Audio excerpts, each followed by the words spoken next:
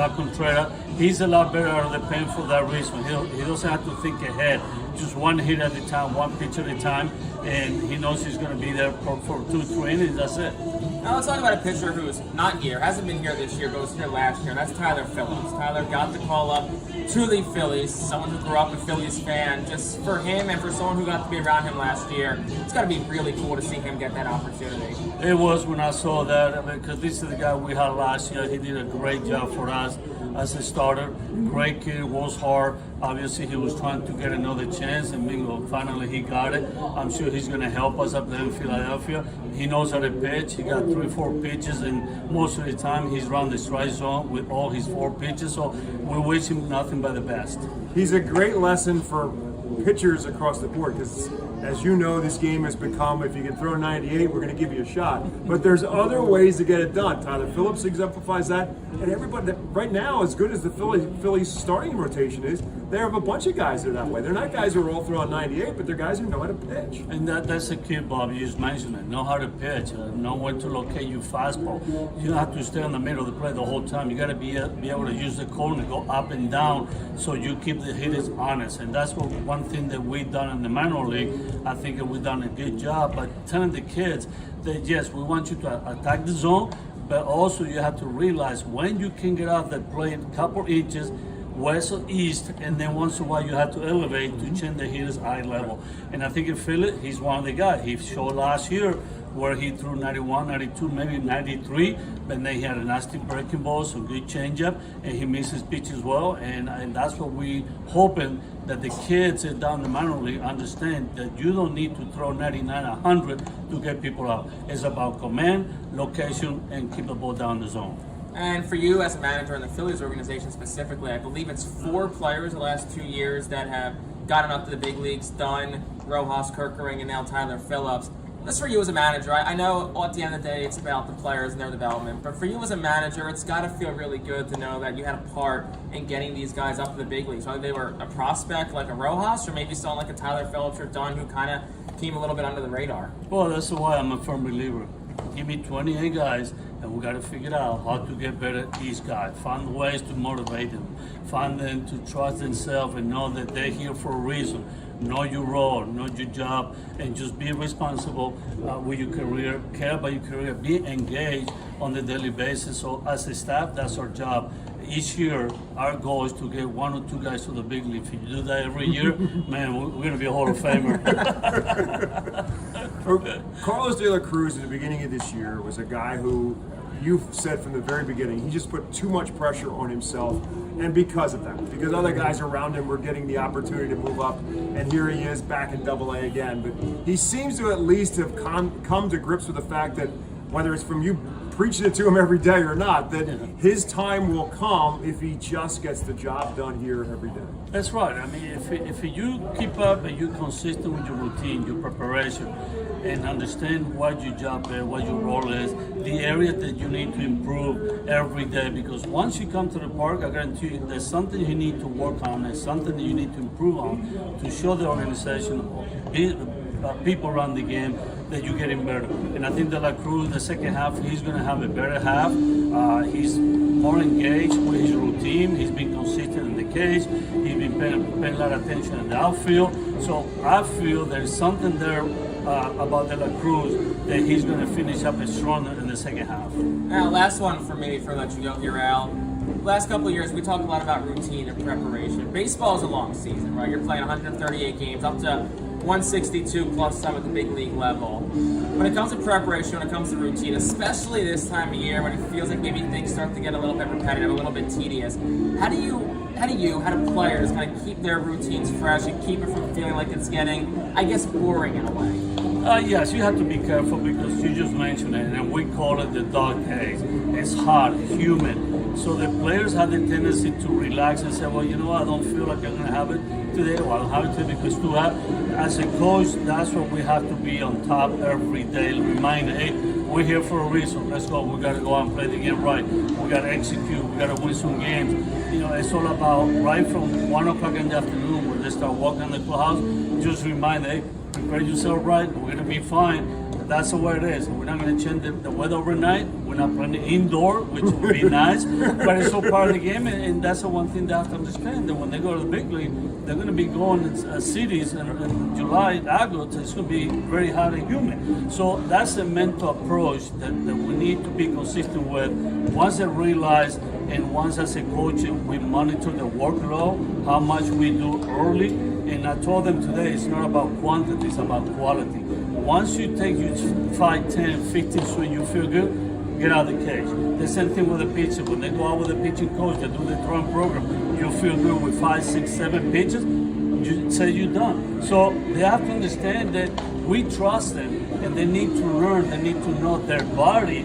So when the body tells you, I'm good, trust your body, and just go from there. That's the skipper, Al Patriots. Let him get back inside and cool off a little bit before back in the humidity and heat for tonight's Game 6 against the Somerset Patriots. That's coming up at 6:45. That's been Al Patriots, the manager. For my broadcast partner, Bob McCool, I'm Jake Starr. This has been the pregame show on the Fightin Phillies Radio Network. Lineups and first pitch coming up after this.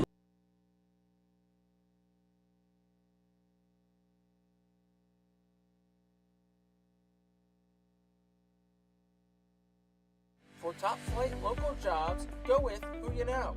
JP Mascaro & Sons are a leading waste removal company.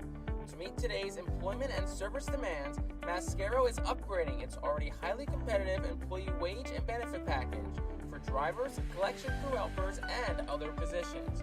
Call 888-MASCARO, MASCARO, for details. Work for an established local family business committed to its employees. Again, call 888-MASCARO today or apply online at www.jpmascaro.com. To enjoy a perfectly crafted 1893 from the makers of Pepsi Cola, you must first appreciate its carefully selected ingredients. A dash of cola nut extract, a hint of real sugar, a splash of sparkling water, and a generous amount of attractive spokesperson. Trust me, I'm gorgeous. Cheers to 1893 boldly blended colas, a delicious balancing act of premium ingredients from the makers of Pepsi Cola. Burke's Packing is a family-owned and operated meat processor located here in Reading, specializing in hot dogs, ham, specialty meats, and more. Burke's Packing provides America's classic ballpark with quality products, including the highly acclaimed flat-top grilled hot dog. Join us for Burke's Packing Sunday Family Fun Days at Sunday home games all season long at FirstEnergy Stadium. This summer, we're going from minor league baseball to major fun. Whether you're just stopping by or looking for that Grand Slam getaway, Wyndham rewards everyone. Start earning points on your next qualified by Wyndham hotel stay and redeem them for minor league baseball tickets and experiences all summer long. Not a Wyndham Rewards member? Join for free at WyndhamRewards.com. Restrictions apply. Visit WyndhamRewards.com for more details.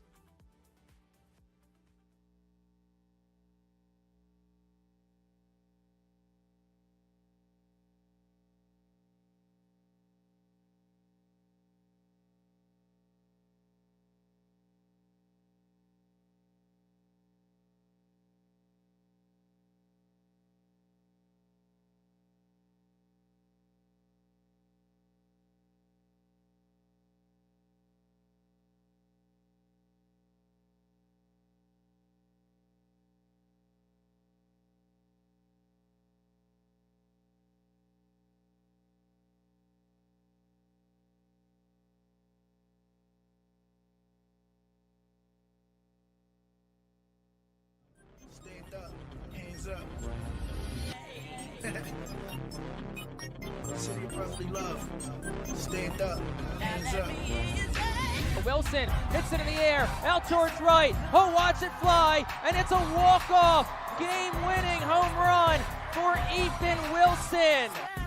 This one driven into left center field, turn and say goodbye. Carlos De La Cruz clears the scoreboard in left center field. Home run number 21 in the fight, jump out on top. You're listening to Reading Fightin' Phillies Baseball on the R Phillies Radio Network. Swing and a miss and back-to-back strikeouts as Sanchez cannot catch up to the 98-mile-an-hour fastball from Abel. Swing and a miss, he struck him out. 10 strikeouts tonight for Griff McGarry. Now, out to the ballpark with your broadcasters, Jake Starr and Bob McCool.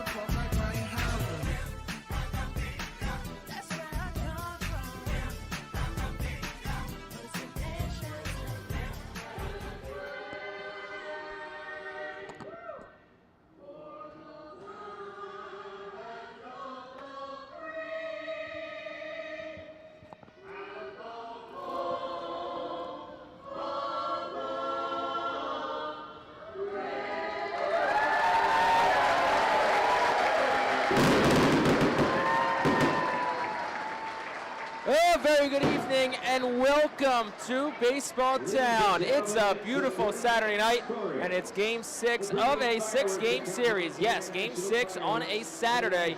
You heard that right, between the Reading Fightin Phillies and the Somerset Patriots. My name is Jake Starr, joined as always, sitting to my right by my broadcast partner Bob McCool. And Reading is looking to salvage a second win in this 6-game series with the AA affiliate of the New York Yankees. The Fightin Phillies, wearing their Star Wars themed uniforms, well, more on that in a little bit, have taken the field. And here is the starting lineup. Raul Dominguez will send up for the Somerset Patriots tonight. Spencer Jones coming off a rough night last night, 7 strikeouts in total, 4 in game 2, leads off the DH. Ben Cowles, who had a terrific day yesterday, bat second, the shortstop. Tyler Hardman third at first. Rafael Flores cleans things up, does the catching. Elijah Dunham fifth in left field. Grant Richardson sixth in center. Anthony Siegler seventh at second. Jared Wagner's eighth in right. And Max Burt bats ninth and plays at third base. On the mound for the Fightin Phillies, making the wraparound start, it's Lachlan Wells. Lachlan Wells making his 14th start of the season. 3-5 overall with a 4.29 earned run average in 71 in the third innings pitch. He's given up 75 hits. He has struck out 56. He has walked just 7. As Jake said, he actually started in the first game of the series in Somerset, did not get the decision. Went 5 innings, 7 hits, 3 runs, 2 of them earned, 1 walk and 3 strikeouts. And what that sums up is pretty much a typical Lachlan Wells start. 5-6 innings, he's going to get up some hits. He's not going to walk anybody. He'll get a couple of strikeouts, but he's not going to blow anybody away. But he is a pitcher who will pitch to contact and keep his team in the ball game. Spencer Jones will dig in from the left side. Andrik Nava does the catching. Josh Bros at first. Kendall Simmons second. Robert Moore short. Otto Kemp at third. Carlos De La Cruz in left. In center, it's Marcus Lee Sang. Ethan Wilson rounds out the defense in right field. So, stepping in, Spencer Jones. Jared Durrison has balls and strikes. Chad Patterson at third. Zdenek Zedek is at first.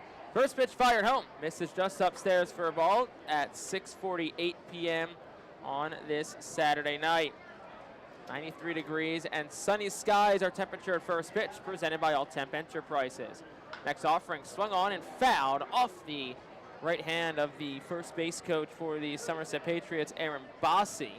And it's quickly 1 ball, 1 strike to Spencer Jones. Has to feel good for Spencer Jones just to make some contact on that hard foul ball.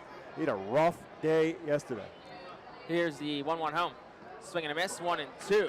Went after a slider from Lachlan Wells. 4 strikeouts in the second game last night. Had 3 in the first game. Did score a run and walk in game 1, but it's been a quiet last couple of days for Spencer Jones. The 1-2. On the outside corner, called strike 3. Lachlan Wells gets strikeout number 1, and now he gets Ben Cowles, who's coming off a terrific night last night. Yeah, as much as Spencer Jones has struggled over the last 2 games, this guy has been just unconscious. So it'll be Ben Cowles who digs in. He has reached safely across his last 7 at-bats.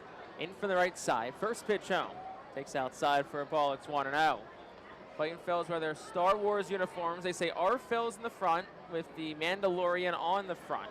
White jerseys, sleeves are red, pants are white, and the caps are red.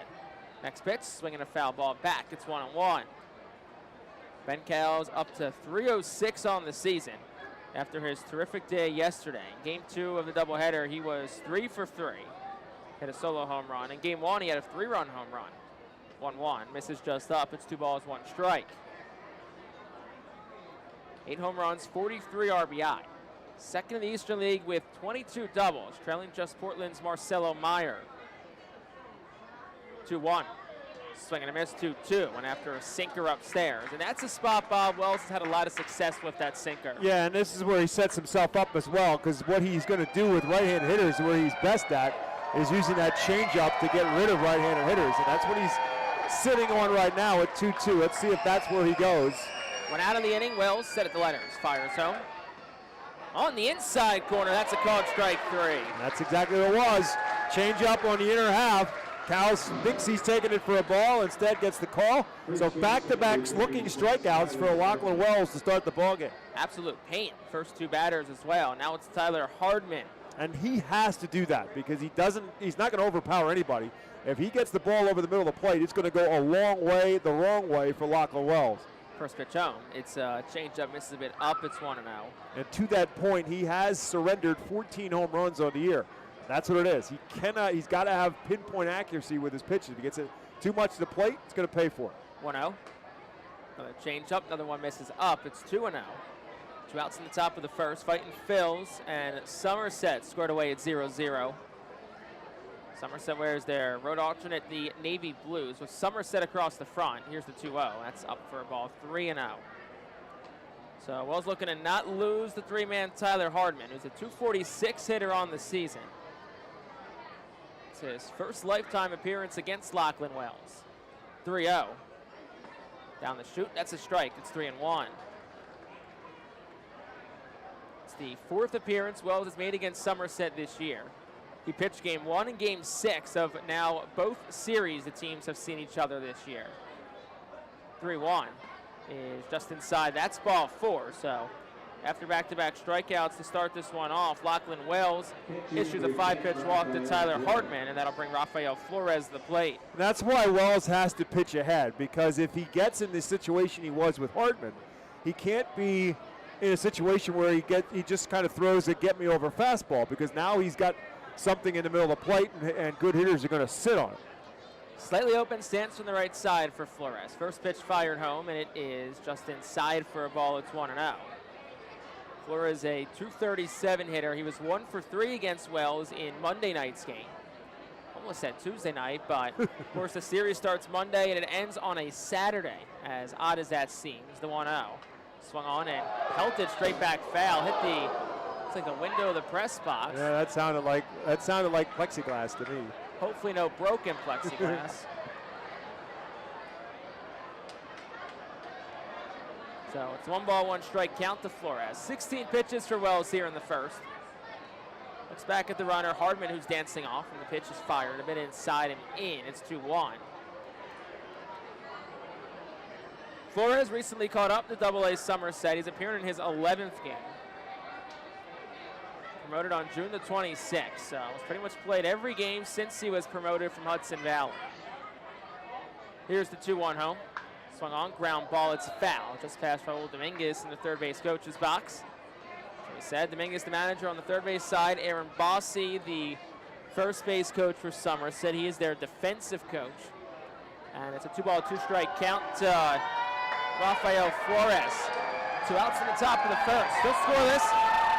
Runner on first is Tyler Hardman. And late time is called by Rafael Flores. Yeah, Flores was a little slow to get back in the box, and Lachlan Wells was ready to start in his windup, so that's why Flores called the timeout.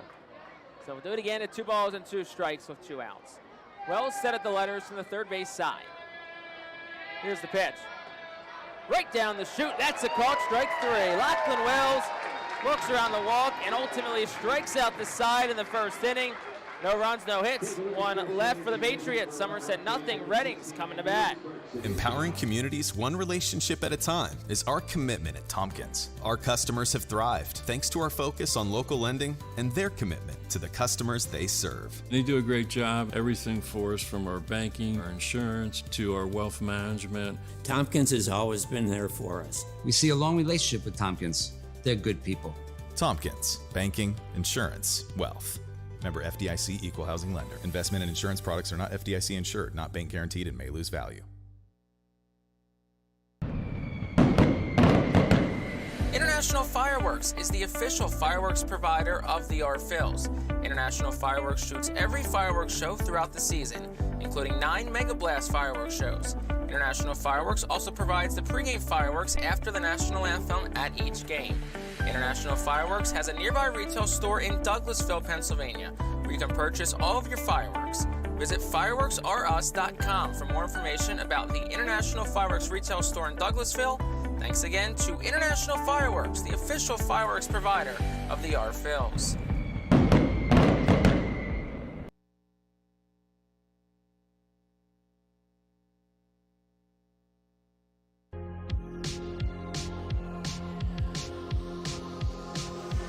Bottom half of the first inning, 0-0 our score. Here is the Fightin Phillies lineup presented by Golden Oaks Landscaping. Leading off with Marcus Lee Sang in center. Carlos De La Cruz, bats second, plays left. Otto Kemp is third at third. Kendall Simmons fourth, plays second. Josh Bro fifth, plays first. Ethan Wilson sixth and right. Robert Morris seventh, the shortstop. Baron Ratcliffe eighth at DH. Andrik Nava bats ninth, and it does the catching. And it is Brock Selvage, highly touted Yankees prospect, gets the ball tonight. Number 10 prospect in the Yankees organization. He's just 21 years of age. Another lefty. Matchup of two lefties tonight with Wells and Selvage. First pitch to Lee Sang, takes on the outside corner for a called strike. It's 0-1. Selvage is making his 16th start of the season. He's 7-5 with a 3.95 earned run average. 79 2/3 innings, 69 hits, 80 strikeouts, 39 walks. Here's the pitch. And Lee Sang takes it a bit down. It's 1-1 strike. Like Lachlan Wells, Selvage started the first game of this series as well. No decision like Lachlan Wells. He went 5 1/3 innings, 5 hits and 5 runs. 4 of them earned. He did strike out 8, walk 3. Next pitch, Lee Sang takes it a bit beneath the knees. It is 2-1. It's been a mixed bag for Selvage over his last couple of starts. As I said, 5 innings, 5 runs against the Phils. The series before the prior to that against Phillies, he 2-1. Lee Sang swinging a miss out in front of a slider. It's 2-2. So he has had some good starts and he has had some rocky starts, which is kind of what you come to expect from a 21-year-old. But 21 years of age and already making his 16th start at AA as Marcus Lee Sang calls timeout. 2 balls, 2 strikes to count on the leadoff hitter for the Fightin Phils, Lee Sang. Started the first game yesterday on July 4th. Was relieved by Baron Ratcliffe, though. Here's the 2-2. Lee Sang swings. It's a flare. Shallow left center field. Out is Cowles. He leaps and he makes an incredible catch. Benjamin Cowles doing it with the bat, now with the glove, and he takes a base hit away from Marcus Lee Sang. What a play. I will say, as Jake said, Cowles has done it with the bat, and that's 2 nights in a row where the shortstop has taken away an early hit. Carlos De La Cruz hit a rocket last night on a diving stop by Max Burt, who was playing at shortstop last night, took a base hit away from De La Cruz. Tonight, it's Cowles with a diving grab over his shoulder in left field to take one away from Lee Sang. Carlos swings and misses at the first pitch. It's 0-1. It's just one you got to tip your cap to. Cowles made a terrific play. Could be one you see on SportsCenter tonight, all honestly. The ball is 1 strike to count to Carlos De La Cruz. Southpaw deals. De La Cruz swings and misses. It's 0-2. Carlos was 1 for 4 in last night's game. Did score a run, strike out a couple of times. He's 6 for 17 so far this week against Somerset. The 0-2. Swung on, ground ball third. A couple of steps to his left goes Max Burt. Steps and fires across in time. That's out number 2. And that'll bring up Otto Kemp with 2 outs in the inning. So Lachlan Wells struck out the side. In the top of the first, Brock Selvage made quick work so far the first couple of Fightin Phils hitters. Now it'll be Otto Kemp, who made some R Phils history last night with his inside the park home run in game 1. First pitch swung on and dribbled foul past Al Padrique in the third base coach's box. In the first game of last night's quasi doubleheader, Otto Kemp hit a ball off the top of the Redner's Event Center that Spencer Jones in center misplayed a bit and ultimately resulted in an inside the park home run. Here's the 0-1. That's down and in, 1-1. It was the first inside the park home run hit by a Fightin Phil since July the 15th of 2021 by Archimedes Gamboa. Did it against Portland. Nearly 3 years to the day, about 10 days shy. 1 ball, 1 strike to count to Otto Kemp. The tall lefty Selvage fires, and it's a slider that's in for a strike. It's 1-2. First inside the park hit here at FirstEnergy Stadium since July the 1st of last year, when Richmond's Wade Meckler hit one off David Parkinson to left center field. Here's the 1-2. Kemp swings and misses over a changeup. He's down on strikes. And it's a 1-2-3 first inning for Brock Selvage. No runs, no hits. Nobody left on base for the Fightin' Phils. We played 1 to the second we go. We're still scoreless on the Fightin' Phils Radio Network. The Seidel Auto Group deck is a great spot for all fans with a summer picnic life and great tailgate atmosphere. During your picnic, you might even catch a souvenir, as the area is situated directly in the home run territory behind the left field wall. Regular season tickets are $34 per person for groups of 20 or more, and children 4 and under are free. Visit rphils.com/groups or call 610-370-BALL to reserve your group outing today. Humane Pennsylvania is an innovative national leader in animal welfare, with adoption centers, accredited nonprofit veterinarian hospitals, emergency animal rescue services, community pet assistance programs, and a free community dog park. At HPA, we are passionate about going the extra base to keep your pets healthy and happy at home with you. With a variety of services and different ways and times to access them and variable pricing, Humane Pennsylvania is here to provide your pets with exceptional care, how, when, and where they need it. Visit humanepa.org for more information.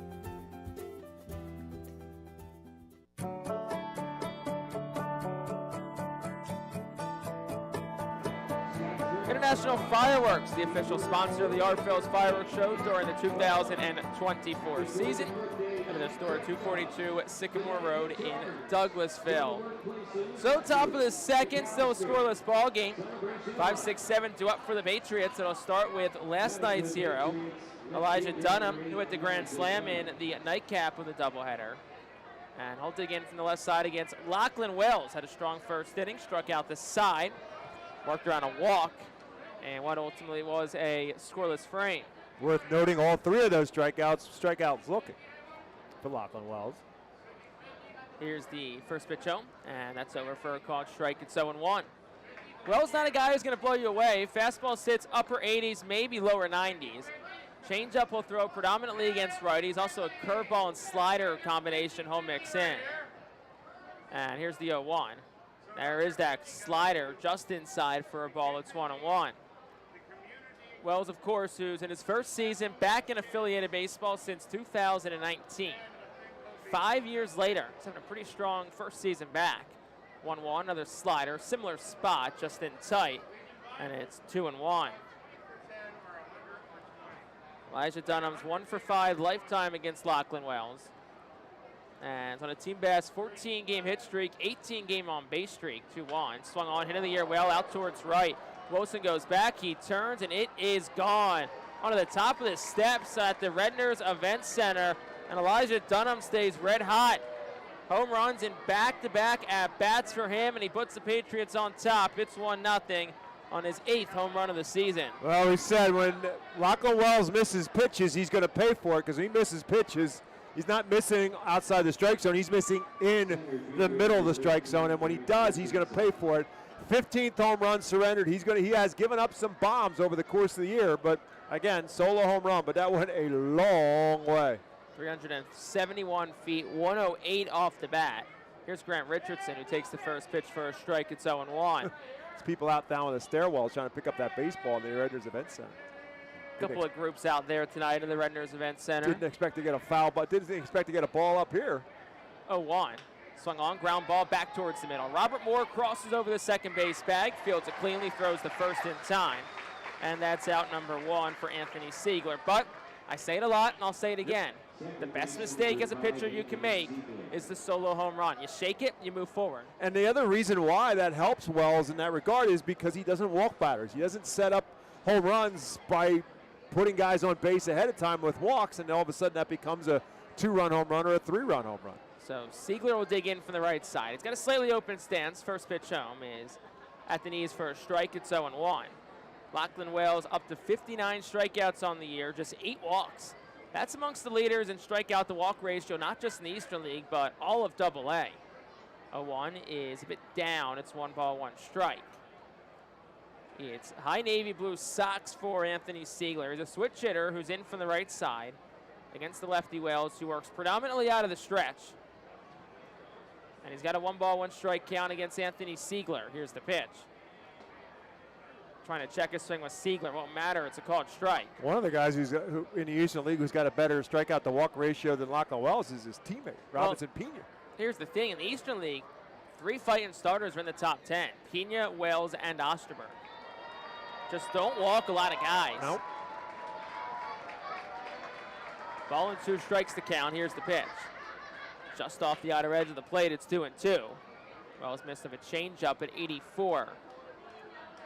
Lachlan Wells making start number 14 of the season. Entered today 3-5, a 4.29 ERA. 2-2, swinging a softly hit ground ball towards short. Moore charges, fields it, throws on the run. The first hit high, but Josh Bro gets it. And it's out number 2. Back-to-back assists for Robert Moore. Good plays by Jared Wagner to the plate. Robert Moore showing range to his left and then to his right. The first one up the middle and ranged all the way to the second base side of the bag to get the first one, and then that one ranging to his right and in the hole to make the off-balance throw that way as well. So Wagner in from the right side. 2 outs in the inning. First pitch home is swung on and fouled straight back. It's 0-1. Phillies and Braves were scheduled to get underway momentarily down at Truist Field in Atlanta, but that game's actually going to begin in a rain delay. Maybe if we play our cards right, we'll get to watch that game once our game's over. Ranger Suarez against Schwellenbach on the Braves side. 0-1 is at the knees for a strike. It's 0-2. So Lachlan Wells quickly up in the count against Jared Wagner, who's been pretty hot as of late, hitting .381 over his last 12 games.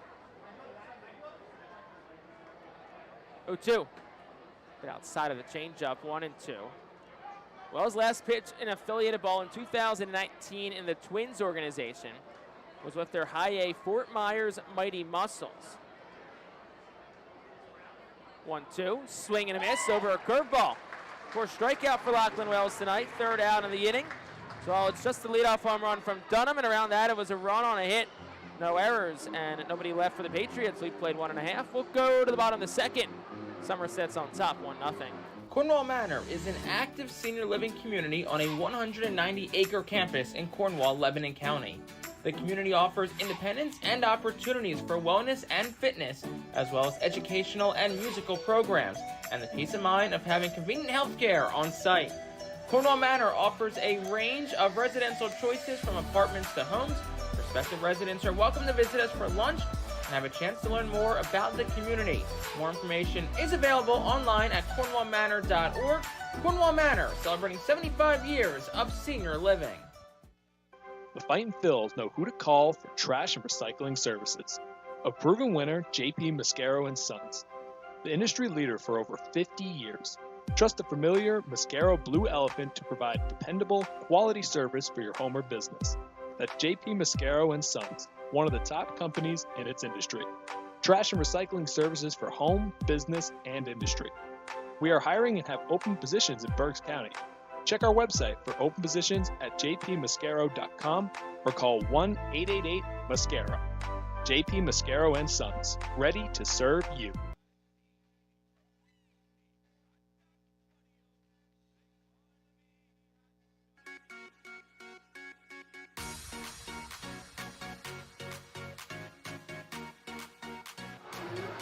Bottom half of the 2nd inning is presented by Cornwall Manor, an active senior living, not-for-profit community in scenic Cornwall, PA, outside of Lebanon. So 1-0 Somerset, home half of the 2nd. Didn't get a chance to introduce to you the Somerset defense in the 1st inning, so we'll do it now. Hardman at first, Siegler 2nd, Cal short, Burt 3rd. Wagner in right, Richardson center, Dunham in left, and Rafael Flores does the catching with Brock Selvage on the mound for the Patriots. Grizzly Hot Dog Vendor did his thing. I believe he was wearing a Chewbacca mask. I think that's what it was. I asked you what it was. You told me it was a Chewbacca mask.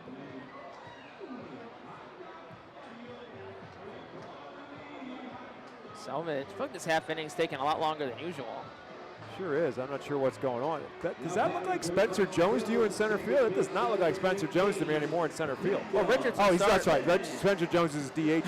All right. I was going to say, that looks a lot smaller than Spencer Jones, but that's why. He's not in center tonight. He's in DH, and Richardson's in center. All right.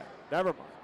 Middle third of the lineup due up for the Fightin' Phils against Brock Selvage, who's back out for his second inning of work. I actually thought that one might be what the delay was because it was a defensive change, but that is not the case. So it'll be Kendall Simmons who leads things off against Selvage, and a tall lefty will fire home. And it is in for a strike. It's 0-1. Fastball right about 90 from Selvage. Kendall Simmons, 248 hitter on the season. He's got 7 home runs, 21 RBI. It's been a bit, though, since Simmons hit a home run. Next pitch is down and in 1-1. Drew the ninth against Harrisburg. Last time Simmons went deep.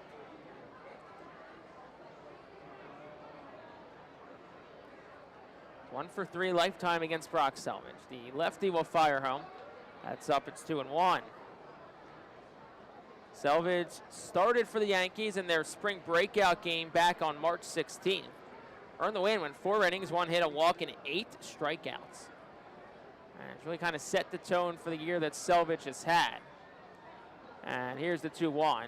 It is at the knees with a cutter for a strike. It's 2-2. Well, your point about Simmons in a home run, Wells, as we said, now has surrendered 15 home runs, and this is 15th start. The 16th start for Selvage. He has only given up 4 home runs through the first 15. 2-2. Simmons lines one down the left field line. Dunham turns, and it is gone. Right on cue. Kendall Simmons, number 8 of the season. This game's all tied up at 1. There's more than one way to go about an announcer's jinx. You can reverse jinx it and do it just that way. Kendall Simmons, we said this before, when Kendall Simmons has hit home runs this season, there has not been a cheap one in the bunch. He has hit them, and he has hit them hard. That one was only a matter of whether or not it was high enough to get out of here. It was a rocket off the bat, and it was indeed high enough to clear the left field fence, and we're tied. 103 off the bat from Simmons, 363 feet. The estimated distance on that one, so here's Josh Bro making his home debut for the Fightin' Phils. First pitch, and Bro takes it. It's 0-1. Josh Bro, who made a couple of starts last week, earlier this week, in Somerset.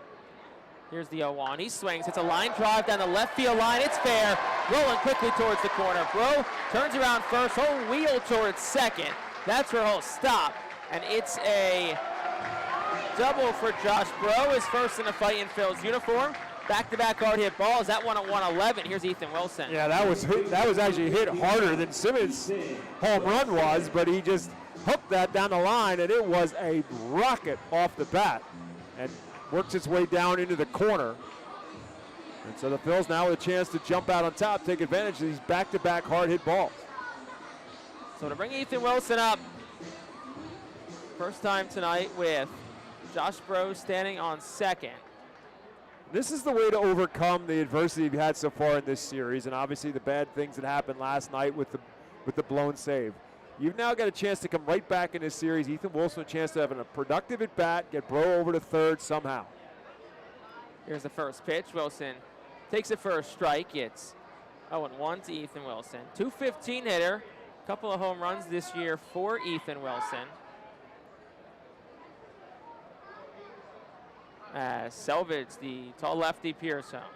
Bro leads off second as Selvage toes the third base side of the rubber of the pitch.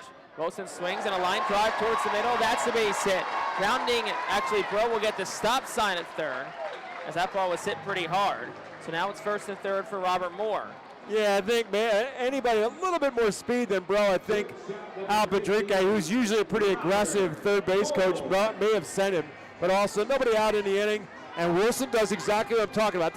Obviously, that's a very productive at bat because you get yourself on board. But you got Bro to third base now with nobody out.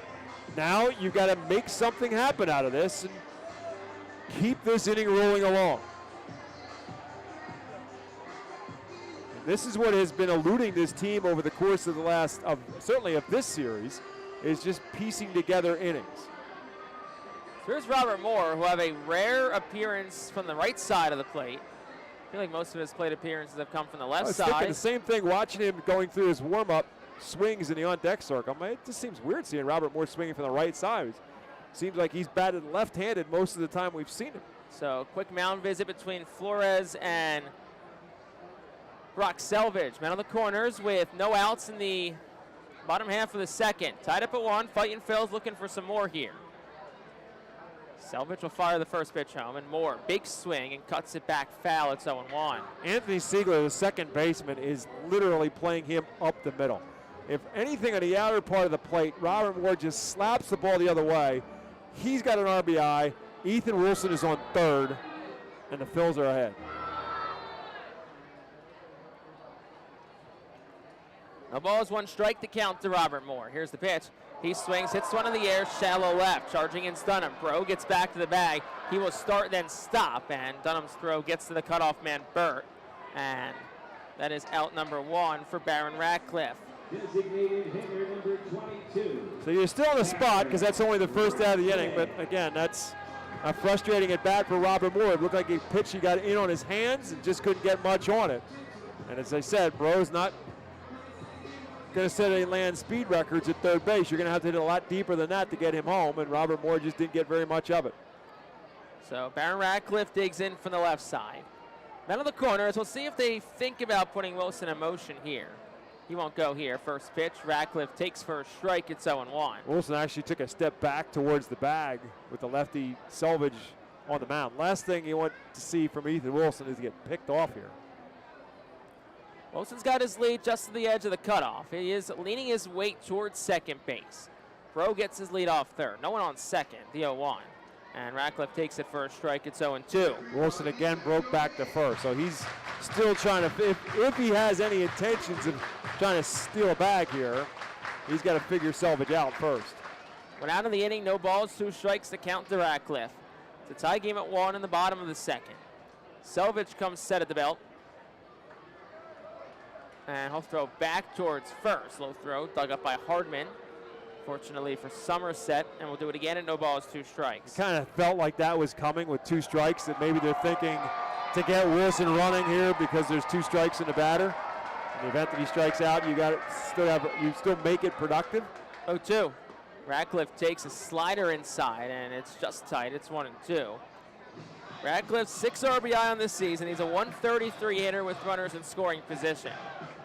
Josh Bro gets his lead off third. Third baseman Max Burt's nowhere near him, probably about 35, 40 feet off the bag. Hardman does hold Wilson on at first. Middles are tight towards the middle. Here's the 1-2. That's tight. Wilson a delayed steal. Throw to second. Not in time. Ethan Wilson wins that little cat and mouse battle and gets stolen base number 7 of the season.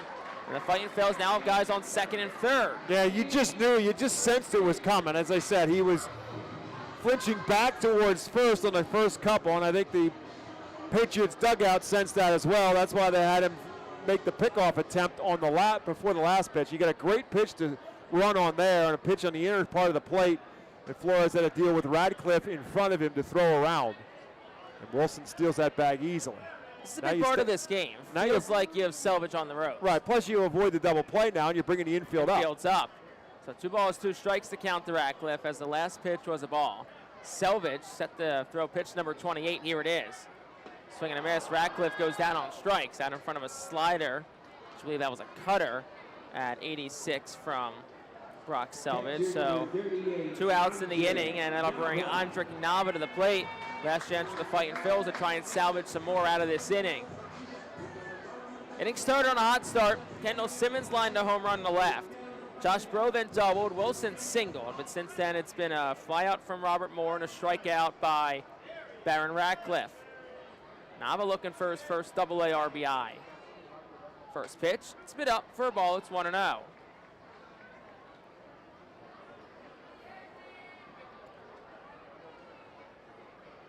Nava is 5 for 22 at the AA level. His walking a good bit, has 9 walks already. Over 32 plate appearances. The 1-0 is swung on and lofted foul behind home plate.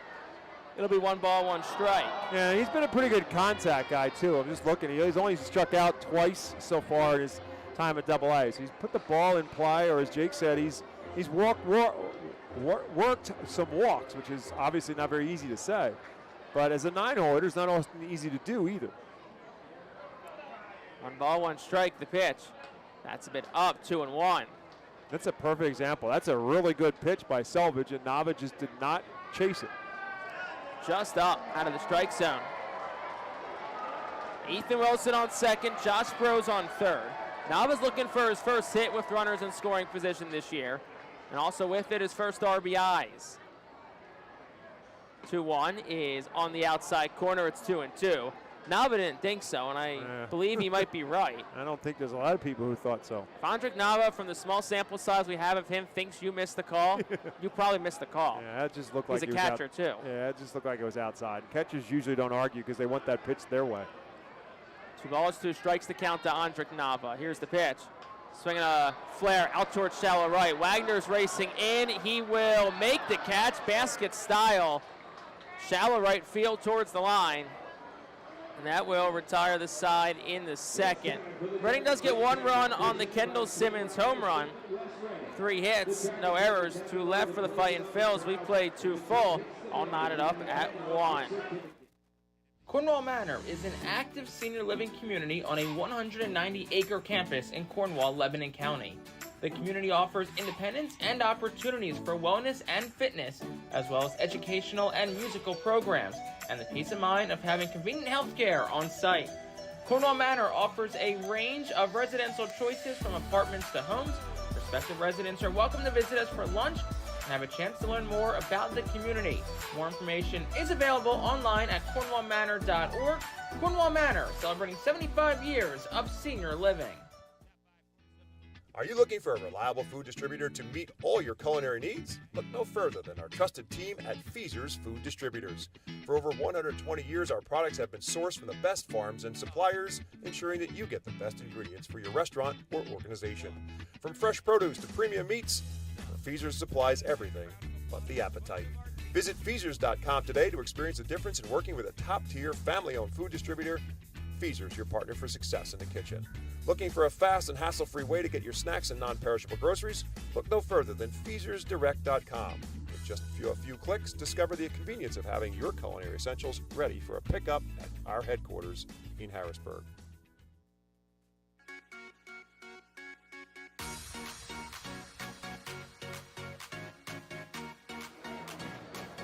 Top half of the 3rd inning, we want to thank our good friends at Pepsi for presenting the 2024 season here in Baseball Town. Go Fightin' Phils and drink more Pepsi.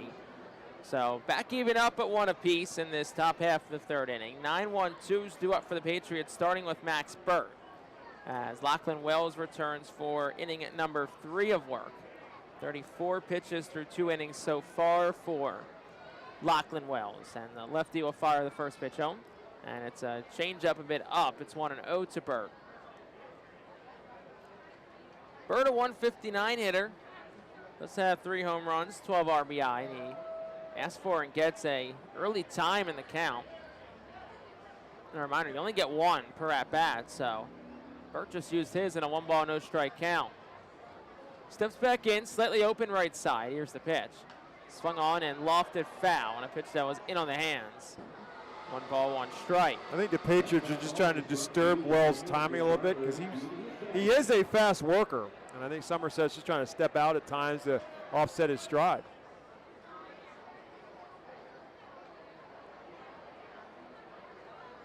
So 2 balls, 1 strike to count to Max Burt, as that last pitch was a ball. Here's the 2-1. It's swung on and hit hard down the left field line, but foul. It's 2 balls and 2 strikes to Burt.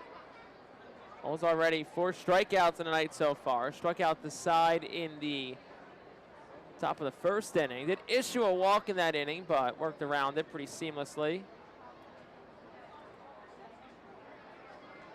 Next pitch swung on and fouled straight down. It'll stay 2 balls and 2 strikes.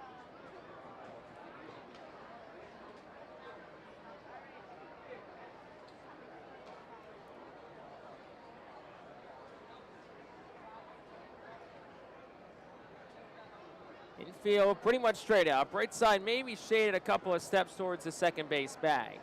Here's the pitch, swinging a foul ball again. It'll stay 2 balls and 2 strikes.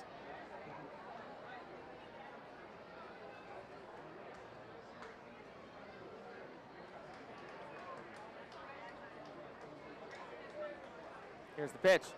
Swung on, lofted, straight back, foul. Actually at the top of the stanchion behind home plate and then shot down towards the seats. Another nice crowd here in Baseball Town on this Saturday night. Star Wars night. Post-game Mega Blast fireworks to follow.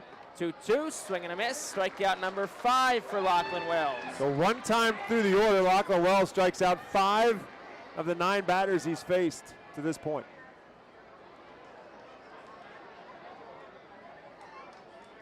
Update from Atlanta. First pitch is now scheduled to start after the rain delay at 7:45.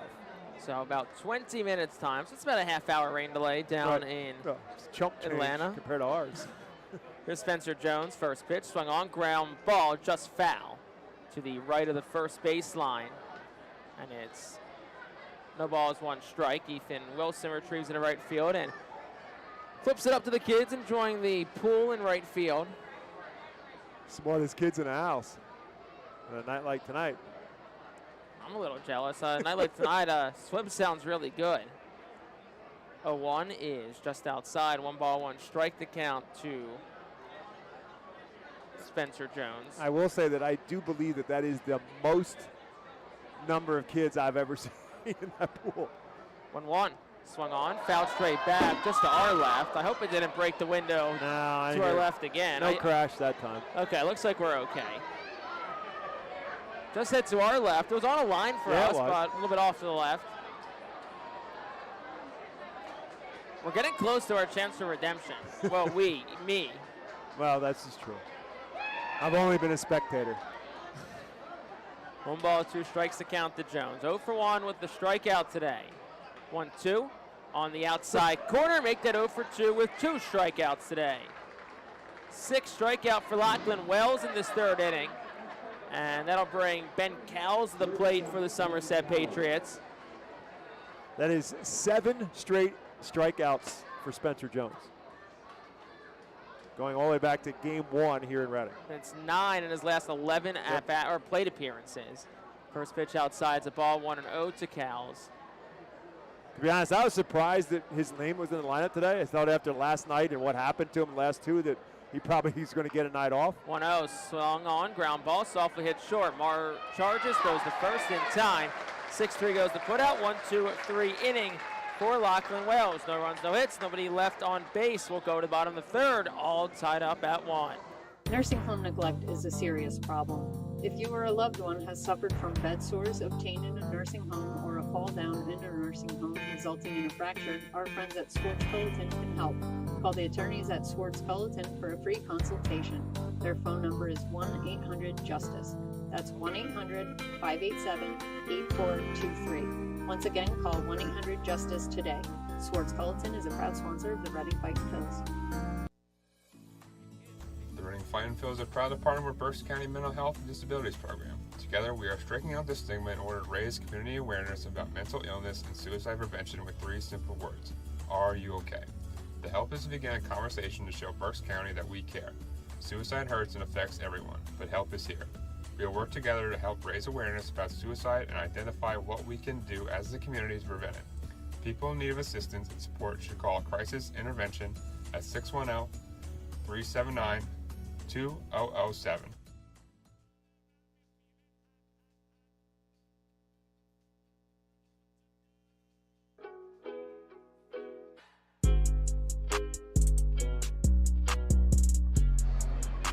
Bottom half of the 3rd inning is brought to you by Swartz Culleton PC. You can expect reliable and experienced attorneys who are committed to getting you justice after a serious personal injury. Call Swartz Culleton today at 1-800-JUSTICE. So bottom half of the 3rd inning, top of the lineup, 2 up for the Fightin Phils. It's a 1-1 ball game, and Brock Selvage is back out for inning number 3 of work. So we'll see if the Fightin Phils can do some damage here. 2nd time through the order against Brock Selvage. They had a chance to do some damage last inning, but ultimately settled for just a solo home run from Kendall Simmons that led off the inning. So it'll be Lee Sang who digs in from the left side. None gone to the top of the lineup, up bottom 3. First pitch, he swings. Hits a pop fly, foul territory left side. Dunham over along with Burt. Left fielder Dunham will watch it drop in front of him. off the warning track in foul territory. It's 0-1. Dunham ran a long way to try to go get that. And just about the time he got to the foul line, his legs started to get a little rubbery, and I think he just ran out of air.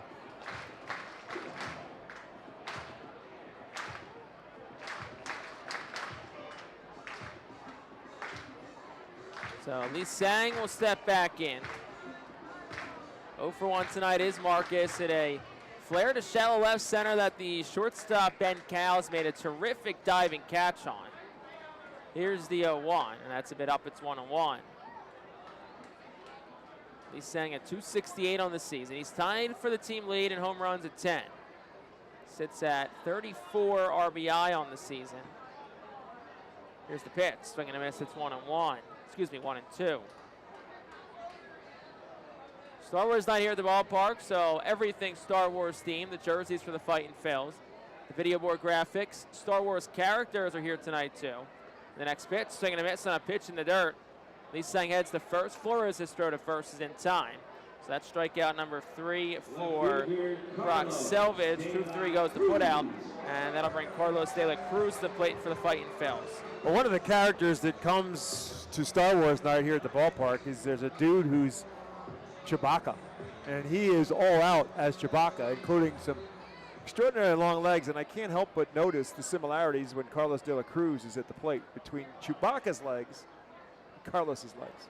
There is a picture from the 2022 season that's been out there of Carlos and Chewbacca high-fiving, and Chewbacca's taller than Carlos. Yeah. And here's Selvage's first pitch to him. He takes it inside. It's 1-0. And I'm not so sure about Chewbacca, but I know Carlos's height is real. 6 feet 8 inches De La Cruz is. He's looking to be one of the tallest position players to ever make it to the majors. 1-0 is at the knees for a strike. It's 1-1. Of course, Aaron Judge on the Yankees stands at 6 feet 7. I believe Ellie De La Cruz at 6'7" also. Is he really that tall? I mean, he looks extraordinarily long. I didn't realize he was that tall. Here's the 1-1. De La Cruz takes it on the outside corner, 1-2.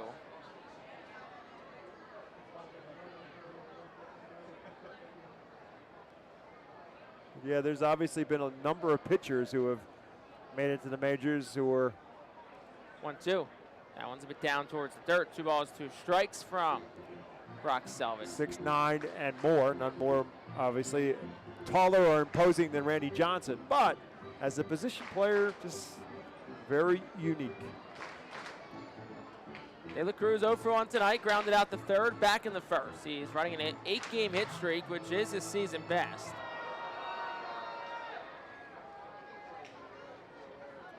Here's the 2-2. Swung on, ground ball, and it's down the right field line for a base hit. De La Cruz turns around first. Don't put the brakes on there as Jared Wagner gets to it quickly, so that'll make it a 9-game hit streak for Carlos De La Cruz. That's a great job by Carlos and going the other way. It goes back to what I was saying about with Robert Moore.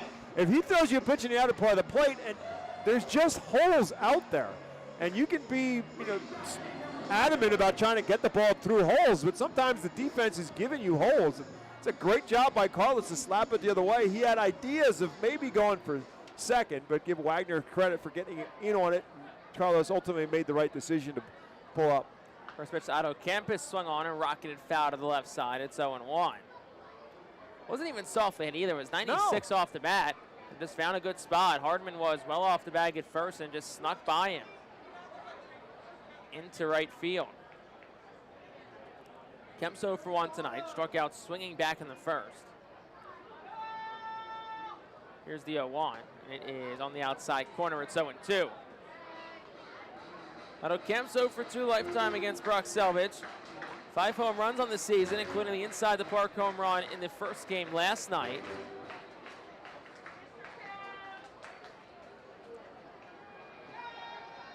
They're going to throw back over towards first. De La Cruz gets back in, standing up. Carlos does have 4 stolen bases this year in 5 attempts. As he gets his lead off first. Right foot just on the edge of the cutout there. 0-1 the count to the right-handed hitting Otto Kemp. Selvage the lefty who toes the third base side of the rubber. Fires the 0-2. Kemp swings, hits it in the air out towards right pretty well. Wagner's going back, getting all twisted and turned, makes the catch on the track just in front of the Halter landscaping sign on the right field wall. And that is out number 2. And that'll bring Kendall Simmons to the plate. Well, we've talked about this throughout the now 3 games of this series, that the Patriot outfielders, especially right field and center field, play pretty shallow. And Kemp drove that one as far as he could the other way without getting it out of the ballpark. And Wagner was back and right and left and back and forth before he did get to the wall. He did get to the wall and he did get to the ball, but fortunately for him, it was high in the air and gave him time to get back there.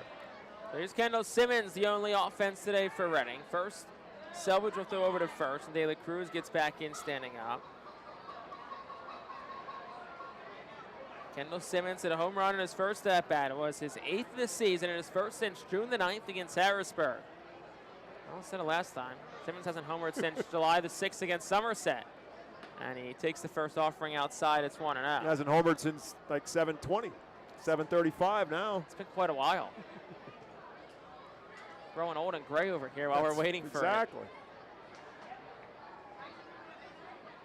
1 ball, no strike to count to Kendall Simmons. 2 outs here in the bottom of the 3rd. The pitch, and he will take it inside for a strike. It's 1-1.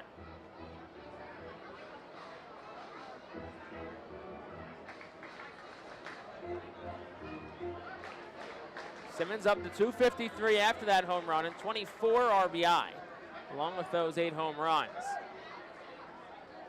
1-1. Simmons swings, hard hit ground ball towards the middle, diving, Powell's underneath his glove, and it's a base hit into center. De La Cruz stops at second, 2-out base hit for Simmons, he's 2 for 2. That'll bring Josh Breaux to the plate, who doubled his last time up. Good piece of hitting there by Simmons. Didn't try to do anything fancy with it, just take it right back through the box. And Cowles dove and got a little bit of leather on it, and I thought perhaps it might slow it down enough to allow De La Cruz to scamper to third base, but Carlos ultimately didn't think he had quite enough, and again, you don't want to make that third out at third base, so you better be sure you're going to get there. If not, then stay put at second, so ultimately makes the right decision. So to bring Josh Breaux up, double on his last at-bat.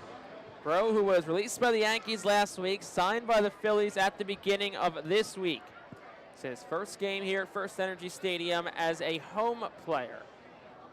First pitch, Breaux swings, taps it foul just to the side of the plate.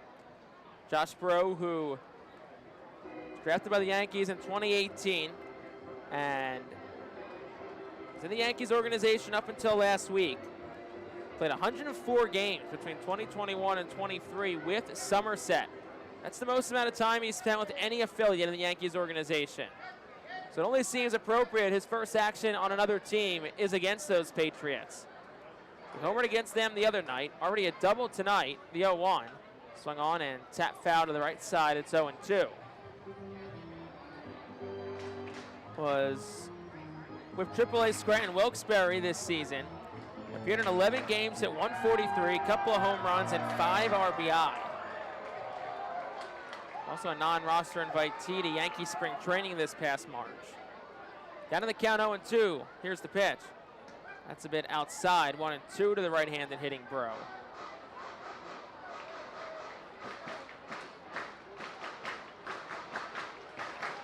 He was 0 for 2 against Selvage on Monday night. 1 for 1 so far tonight. Bats of men on first and second, 2 outs in the bottom of the 3rd. Selvage checks the runner. Here's the pitch. Curveball just outside. It's 2-2.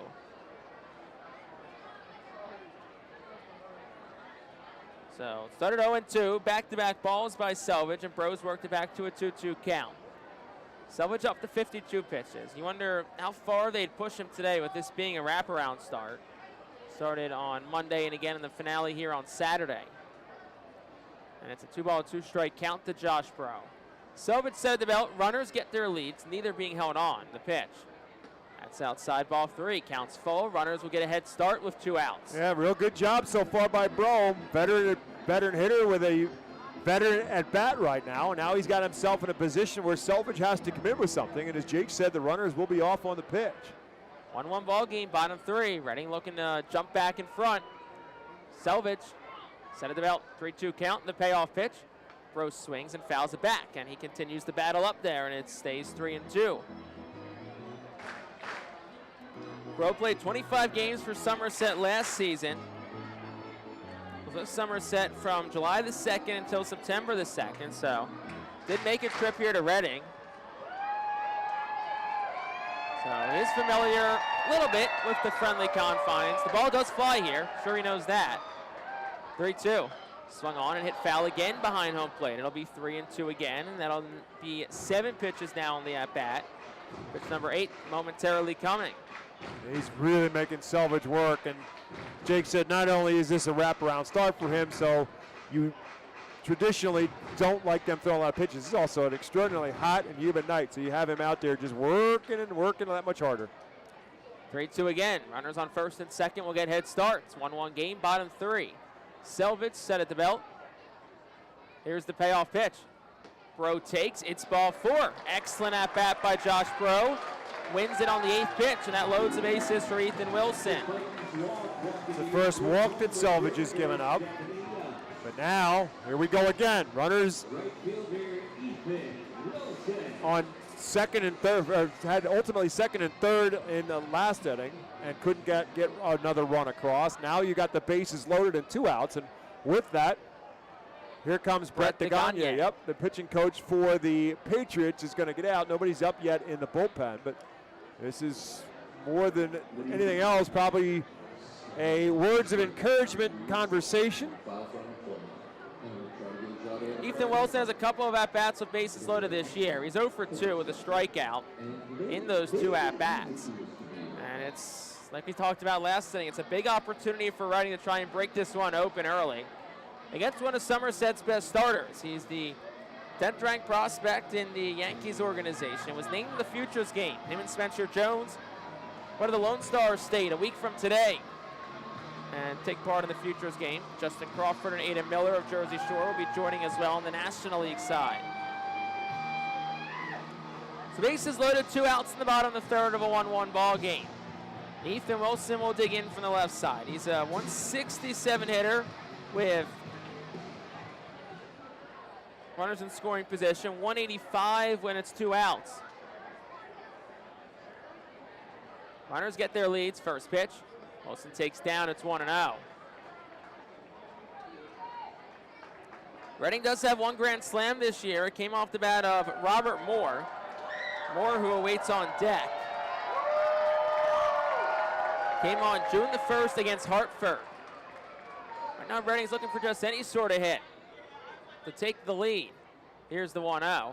Wilson swinging a miss. It's 1-1. Out in front of a cutter from Brock Selvage.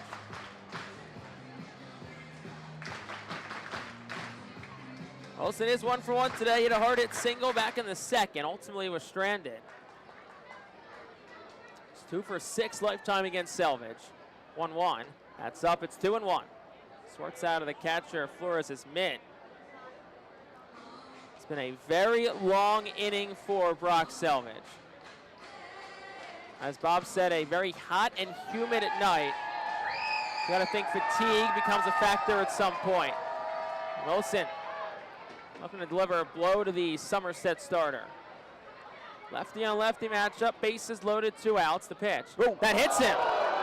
So Ethan Wilson's hit. That'll bring a run home, but got him right in the concern turns to Wilson, who was down for a second and then sprints to first and waves make Flaherty, the athletic trainer, away. And that'll make it a 2-1 game. No offense, Meg, but Ethan Wilson's one tough dude, and he is in pain, but he didn't want it. He didn't want the trainer. He just waved her off, said, leave me alone. I want to be in misery by myself, and I got an RBI. And now it's the bases loaded king, Robert Moore, at the plate. He's been one of Reading's most productive hitters with bases loaded this year. Hitting .500, and he has 12 RBI, including that grand slam. So first pitch is swung on, fouled straight back, and it just misses the visiting radio booth. I'm telling you, our windows are getting peppered tonight. We're not getting peppered, though. Well, no. They stay away from us. They're scared of us.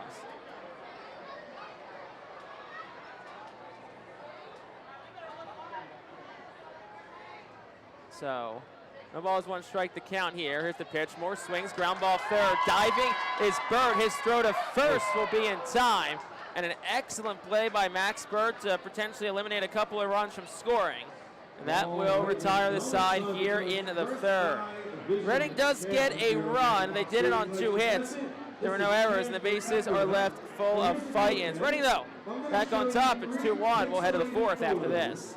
Nursing home neglect is a serious problem. If you or a loved one has suffered from bed sores obtained in a nursing home or a fall down in a nursing home resulting in a fracture, our friends at Swartz Culleton can help. Call the attorneys at Swartz Culleton for a free consultation. Their phone number is 1-800-JUSTICE. That's 1-800-587-8423. Once again, call 1-800-JUSTICE today. Swartz Culleton is a proud sponsor of the Reading Fightin Phils.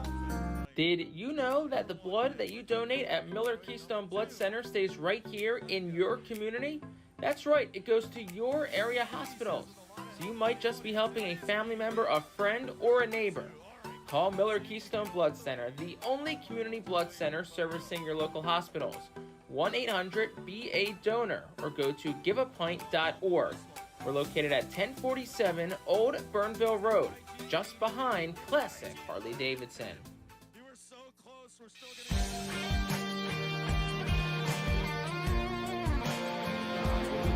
Top half of the 4th inning. Fightin Phil's on top. It's 2-1. And take over on the play-by-play is my broadcast partner, Bob McCool. All right, thank you very much, Jake. 2-1, Fightin's on top after scoring our single run in the 2nd and 3rd. 1 run on 1 hit for the Patriots. 2 runs on 5 hits for the Fightins as we head into our top half of the 3rd inning. We remind you that every Tuesday, all active military and veterans receive $3 off box seats thanks to the residents at Village Greens. You can cash in on that offer on Tuesday when the Fightin Phils are back here.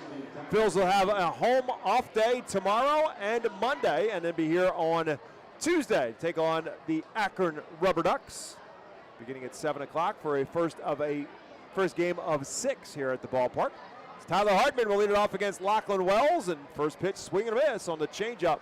The left-handed Lachlan Wells with the right-handed batter loves to go to that changeup and starts the inning with the changeup. Wells has struck out 6 so far. He has walked just 1. And as I said, surrendered just 1 hit. It was a home run for Elijah Dunham, who's due up 3rd in this inning. Hardman takes one outside. It's 1-1.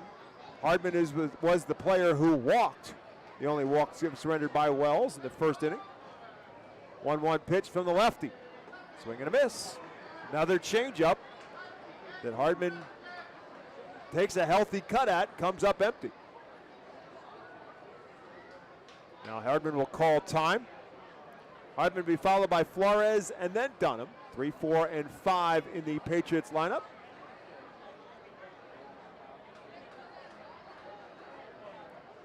Hardman back in, Wells delivers. And just misses, it's 2-2.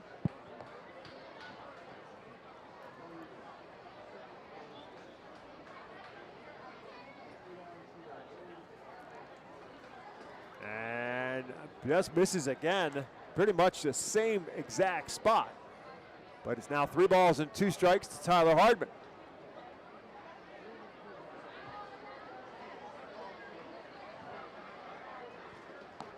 And misses again. So Hardman again draws the walk.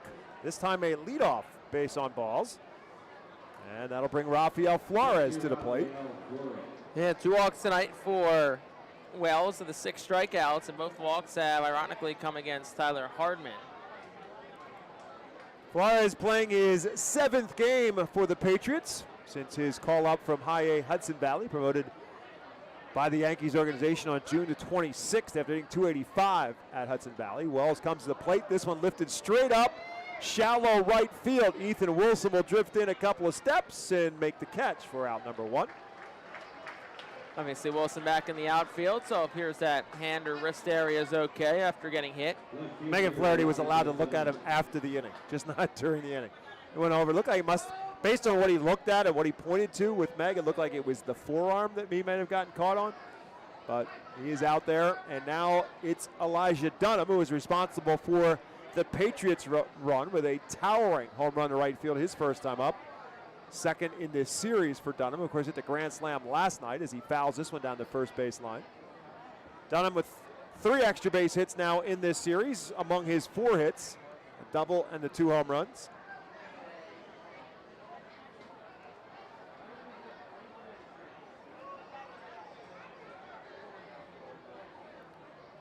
Hardman dancing off at first. Wells comes with his pitch, and it's up high. It's 1 ball and 1 strike. Hardman has stolen 4 bases on the season.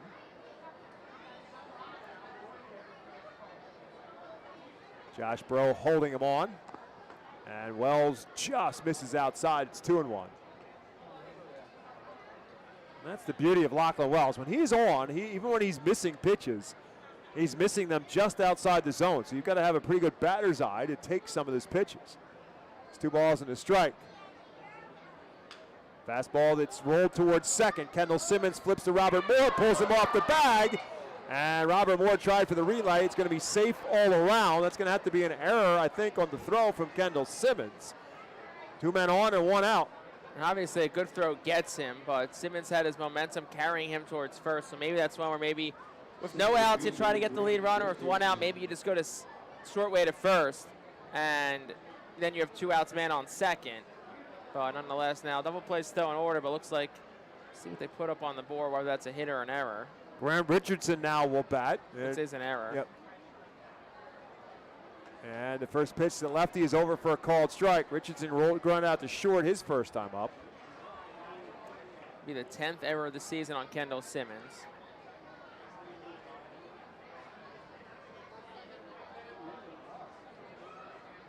Defense plays the left-hand hitting Richardson to pull in the infield. They play him the other way in the outfield. No balls and a strike to him. And they miss outside. It's 1-1. Richardson at 260 on the season coming in. 4 home runs and 28 RBIs. With 2 runners on here and 1 out. Wells takes a look at the runners. Comes to the plate. 1-1 pitch. Rolled again towards Simmons. Knocks this one down. Flips, and Robert Moore holds on to the bag. Great stretch by the shortstop to get the force out at second for out number 2. Well, Simmons wanted some redemption, and this time he gets it. Robert Moore, good job basically playing that like a first baseman. And they get Dunham at second. So now it's guys in the corners, 2 outs. And it'll be Anthony Siegler who will bat. Hardman moves up to third on the ground ball. And Richardson safe at first. And Siegler, who grounded out to short his first time up, now bats. So tying run for the Patriots now at third base. Siegler with 29 RBIs on the year. Played in Thursday night's game here in Reading, went 1 for 3 with a double. Rolls this one to Otto Kemp at third. Kemp's going to make the long throw across the diamond to first in time, and that avoids any troubles here in the 4th for Lachlan Wells. No runs, no hits. There was 1 error. There were 2 men left on base. We'll head to the bottom of the 4th in Baseball Town. Fightin's 2, Patriots 1. Are you ready to embark on the adventure of retirement? Welcome to the Highlands at Wyomissing, where over 35 years of experience have perfected the art of senior living. Nestled on over 113 acres of serene landscape, our community offers a haven for active seniors seeking tranquility and excitement alike. Discover a lifestyle enriched with stunning amenities and engaging activities, all within the premier nonprofit life care community in Berks County. Bid farewell to home maintenance and embrace more quality time with loved ones as you enjoy a calendar brimming with thrilling events and trips. Experience the security, independence, and boundless opportunities that await you at the Highlands at Wyomissing. Call us today and unlock the possibilities of your retirement. Visit the Brentwoods Industries Fightin' Phil's team store to stay repped all season long. Head to our store at FirstEnergy Stadium or online at artphils.com/shop. We have a wide variety of Fightin' Phil's hats, jerseys, kids apparel, and much more. Looking for something new? Check out our brand new Pinstripe and Los Luchadores jerseys. Root for your Fightins in style and stop by the Brentwood Industries Fightin' team store or artphils.com/shop.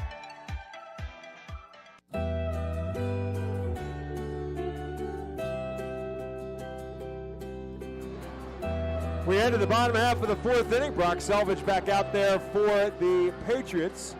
And the Phils will send 8, 9, and 1 to up here in this 4th. That's Barrett Radcliffe, Andrik Nava, and at the top of the order in Marcus Lee Sang. So against the left-handed hitting Selvage, 2 of the 3 batters in this inning are lefties, with Nava batting right-handed as a switch hitter.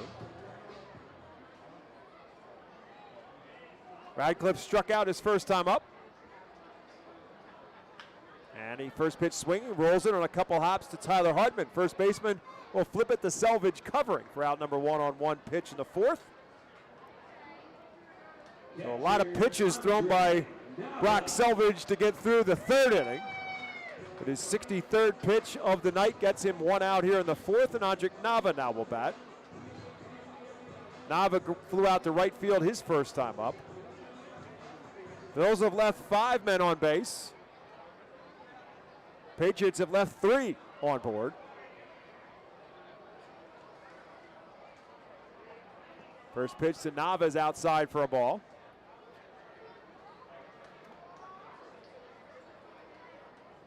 As this 4th inning moves on, we'll take a look around the Philadelphia Phillies organization, thanks to EPAW Weather Consulting, your source for public and private forecasts in Pennsylvania, New Jersey, Delaware, and northern and eastern Maryland. As Nava fouls this one out of play.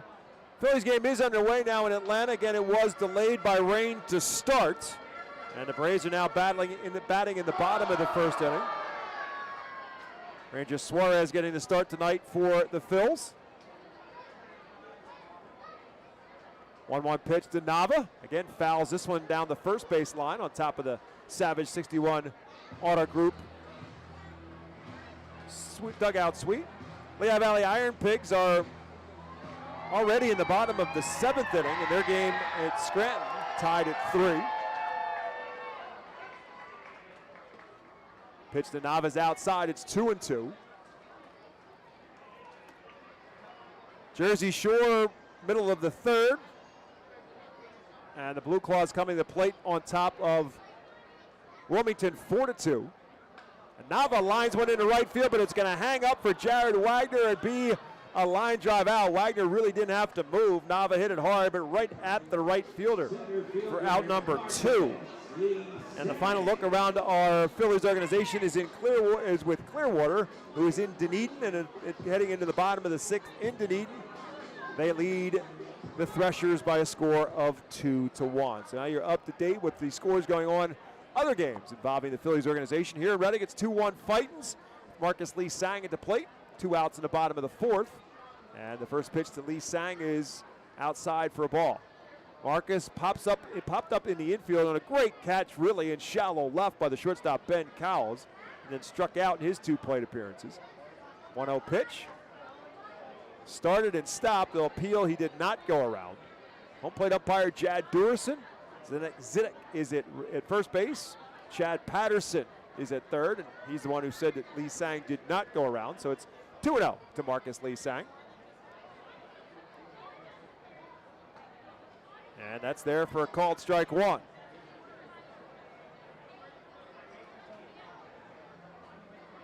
Lee Sang's average, it was at 270 coming into the game. Tied for team high in RBI home runs with 10. Carson Taylor, who has the night off tonight. There's a great breaking pitch by Selvage. It's 2-2.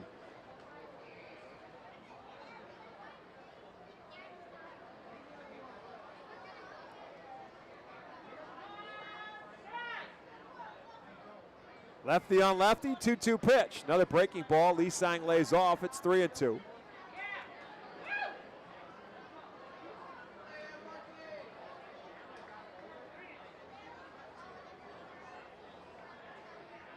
Marcus Lee Sang trying to work his way on board. 3 balls and 2 strikes with 2 outs in the 4th.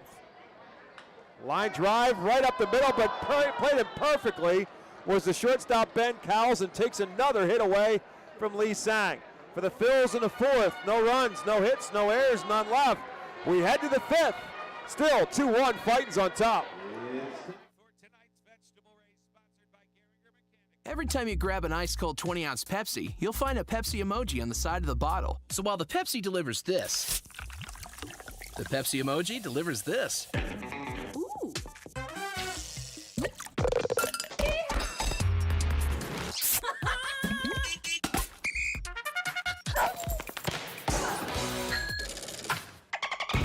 So go ahead, crack open a Pepsi and tell the world how you feel and what you love with Pepsi emojis. say it with Pepsi. International Fireworks is the official fireworks provider of the Phillies. International Fireworks shoots every fireworks show throughout the season, including 9 Mega Blast fireworks shows. International Fireworks also provides the pregame fireworks after the national anthem at each game. International Fireworks has a nearby retail store in Douglasville, Pennsylvania, where you can purchase all of your fireworks. Visit fireworksrus.com for more information about the International Fireworks retail store in Douglasville. Thanks again to International Fireworks, the official fireworks provider of the Phillies.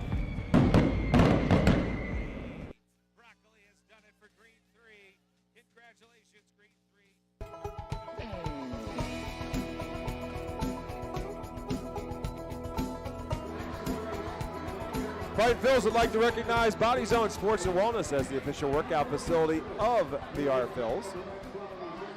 Jared Wagner, Max Burt, and Spencer Jones threw up for the Patriots here in the 5th. Lachlan Wells back out for yet another inning for the Fightins. Surrender just one hit. He's walked one. Excuse me, he's walked 2, just the same one. Tyler Hardman is the player who's walked both occasions. This one ripped down the third base line, but hooking foul. Jared Wagner hits one long and foul. The first pitch from Wells here in the 5th. 64th pitch thrown by Lachlan Wells to this point. So he is in prime spot now to get himself at least through 5. And if this inning is relatively incident-free, no reason he wouldn't be out for the 6th. 0-1 pitch, took something off that one. Way out in front of it was Wagner, and now Wells out in front of him, no balls and 2 strikes. Yeah, Wells has been running length lately. His last 5 starts, 6-6, 6-7-5. 0-2 pitch. Rolled softly towards second. Simmons up with it. He'll make the throw to first in plenty of time. Bat split literally in pieces in front of home plate. And one down here in the 5th. I'm going to say, sounded like a broken bat, looked like a broken bat. And Kendall Simmons, who's had a very busy last couple of innings, makes a nice play on a slow roller. Sometimes you'll see a batter slam the bat on the ground from the barrel of the bat on the ground to see if it's broken. He couldn't do that because it was in 2 pieces. As Max Burt now will bat. First pitch to him is low for a ball. Burt struck out his first time up. My favorite always is when the shards of the bat go further than the ball. We had that last night when the ball went slowly towards third in the third base dugout, the first base, and the bat went all the way down the first base line in pieces. 1 ball and 1 strike now to Max Burt. Another chopper in front of the plate. Lachlan Wells off the mound and makes the throw with plenty of time. So a couple of slow hit balls, little squibbers off of Lachlan Wells so far for the 2 outs here in the 5th. And that'll bring up the top of the order, and Spencer Jones, who has been at the plate twice tonight, struck out both times. Yeah, Spencer Jones just not seeing the ball well at all right now. He has struck out in, I believe it's 7 straight at-bats. Yep. And he has 9 the last 2 nights, in 3 games and 11 plate appearances. First pitch from Wells here is up and away for a ball. Jones, the number 2 prospect in the Yankees organization. 1-0 pitch to him. Outside for a ball. I'm not sure where Ben Rice is in that prospect list in the Yankees organization, but he should be at the top now after what he did today for the Yankees. 3 home runs. 7 RBIs against the Red Sox. 2-0 pitch. Hit on the ground towards Simmons. And Kendall Simmons will make another play. A very impressive 5th inning for Lachlan Wells as he again gets the Patriots to go in order on 3 soft hit ground balls. No runs, no hits, no errors, and none left. We'll head to the bottom of the 5th. It remains 2-1 Fightins. Cornwall Manor is an active senior living community on a 190-acre campus in Cornwall, Lebanon County. The community offers independence and opportunities for wellness and fitness, as well as educational and musical programs, and the peace of mind of having convenient health care on site. Cornwall Manor offers a range of residential choices from apartments to homes. Prospective residents are welcome to visit us for lunch and have a chance to learn more about the community. More information is available online at cornwallmanor.org. Cornwall Manor, celebrating 75 years of senior living. Watch me now. Listen up, baseball fans. The Bally Live app is your home for everything MILB. Download the app today and watch every single MILB game absolutely free. Chat and interact with other fans. Play daily games and win prizes. Plus, you'll get access to the MILB Zone, where you can follow your favorite MILB players and teams all season long. So step up to the plate and download the Bally Live app today.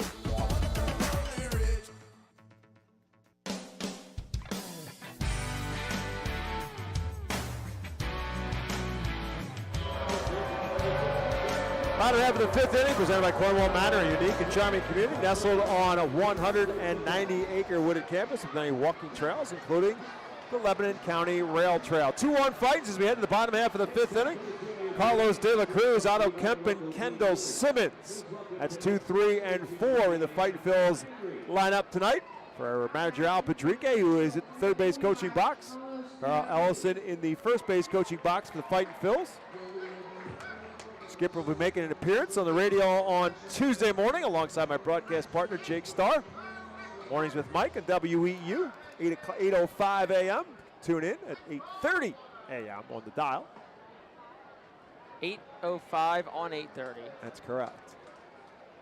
First pitch from Carlos De La Cruz is over for a called strike. De La Cruz 1 for 2 on the night, ground out to third, singled and scored a run in the third inning. This one lined into center field, and that's going to be a base hit.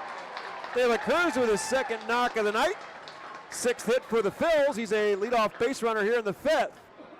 All right, good piece hitting by De La Cruz. It was a fastball up in the zone. Kind of knuckled him a little bit, but he was able to get enough on him. I mean, he's a strong guy, so just gets it up in the air and is able to shoot it over the middle infield. And it's a leadoff hit. See the running.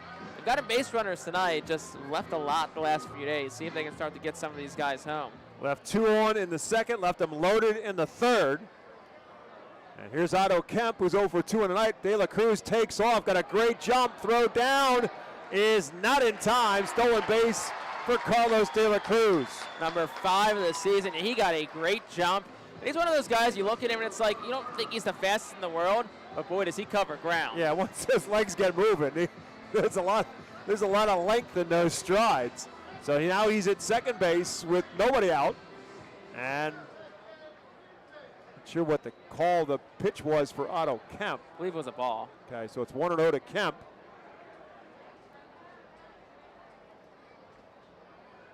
And make it 2-0. Yeah, Kemp's 0 for 2 tonight, but he's a guy, he drives the ball. He can hit the ball hard and hit it a long way. I mean, already 5 home runs at the AA level in this game, number 21 for Otto Kemp. Also added 5 doubles also.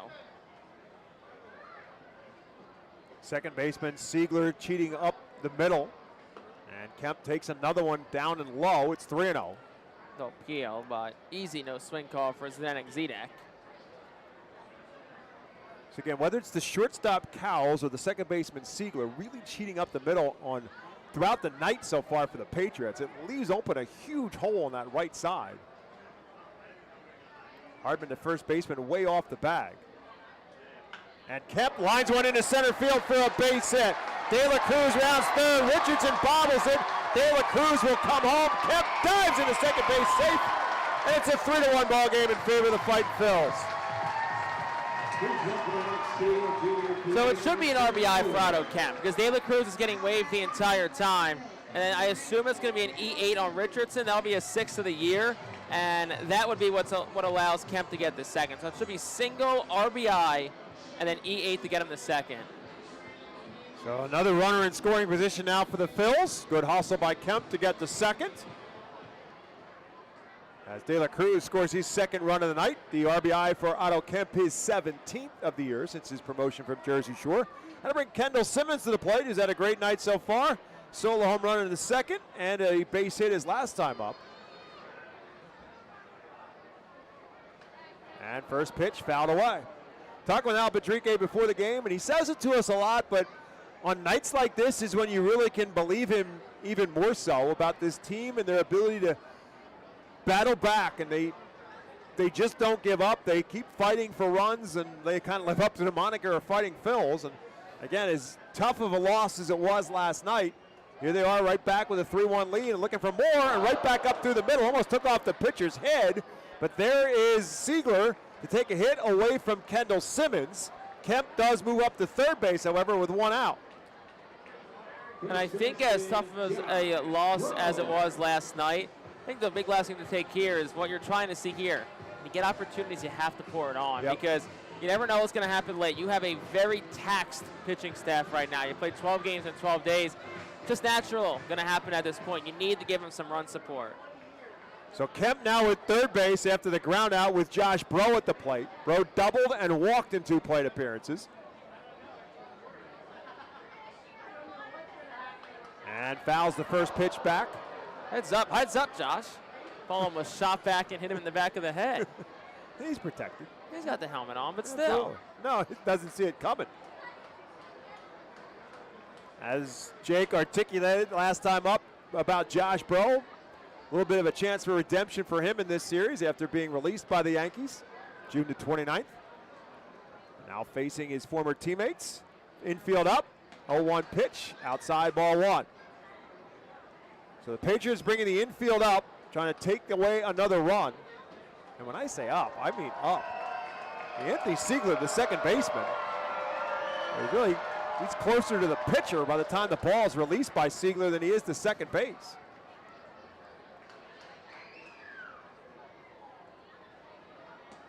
And that's outside again. It's 2-1 now to Josh Breaux. And what's odd about it, Jake, is that Siegler's also really playing up the middle. I mean, I guess if it gets by the pitcher, he's there. But as close as he is to the pitcher, there's not a whole lot of difference between where he is and where the pitcher's playing. 2 balls and a strike to Breaux. Fouls a healthy cut, fouls it straight back. It's 2-2. Some activity in the Somerset bullpen.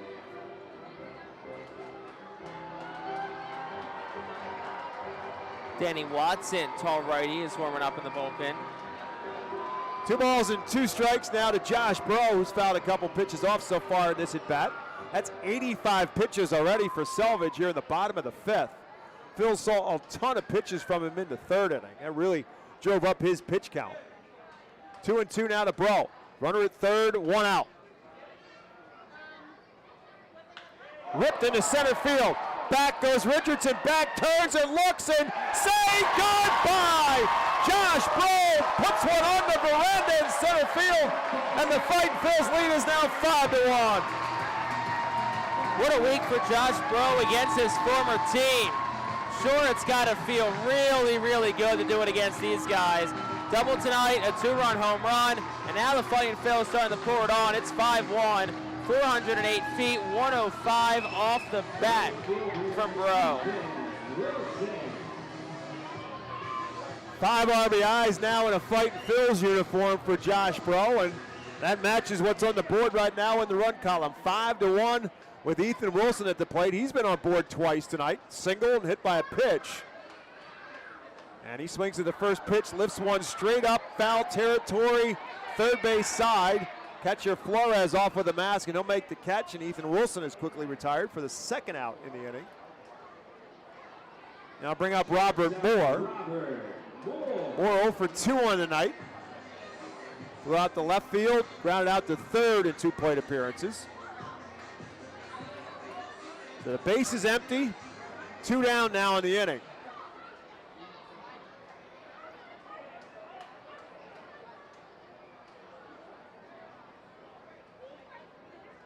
First pitch way outside, ball 1.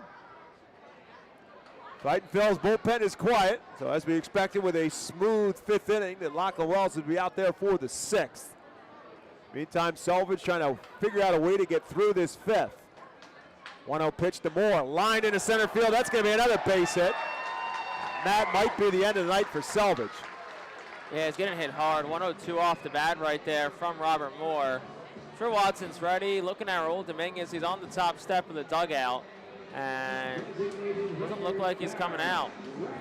Radcliffe is the hitter.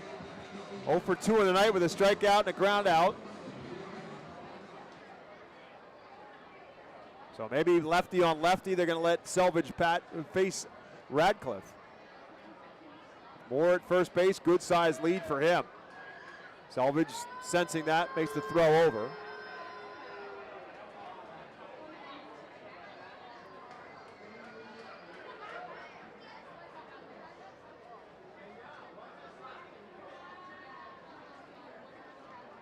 Salvage, couple looks over at Moore. Now Moore takes off, pitch up high. Flores throw down, and he guns him out. Robert Moore thrown out on the stolen base attempt, and that will end the inning. But the Phils put 3 across. They did it on 4 hits, no errors, 1 error, and nobody left on base. Through 5, it's now the Phils 5, Patriots 1. Cornwall Manor is an active senior living community on a 190-acre campus in Cornwall, Lebanon County.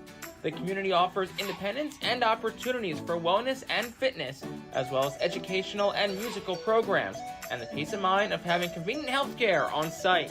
Cornwall Manor offers a range of residential choices from apartments to homes. Prospective residents are welcome to visit us for lunch and have a chance to learn more about the community. More information is available online at cornwallmanor.org. Cornwall Manor, celebrating 75 years of senior living. When the Reading Fightin' Phils get hungry, we turn to our team feed partners. Special thanks to Chick-fil-A, Giovanna's Pizzeria, Railroad House, Why I'm Missing Restaurant and Bakery, Jersey Mike's Subs, Mimo's Italian Restaurant and Bakery, Subway, and Clean Eats for making sure the Fightin' Phils front office is never hungry on game day. Our staff enjoys delicious meals from our team feed partners. Don't take our word for it, find out for yourself today.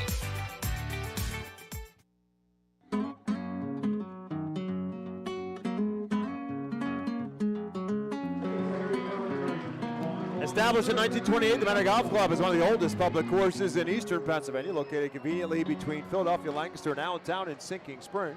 Manor Golf Club offers a true test of golf on a traditional championship-style golf course where shot making takes precedence over length. Visit themanorgolfclub.com for more information.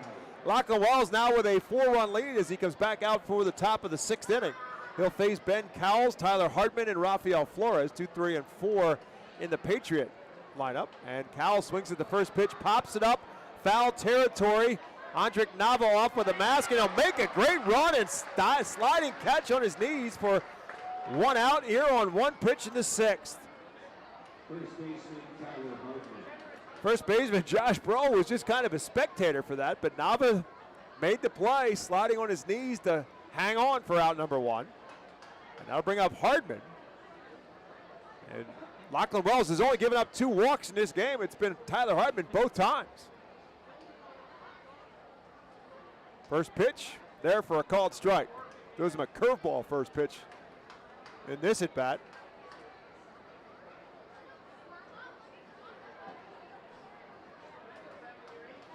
This one beats it foul down the third base line, so now he's quickly ahead of Hardman. No balls and 2 strikes.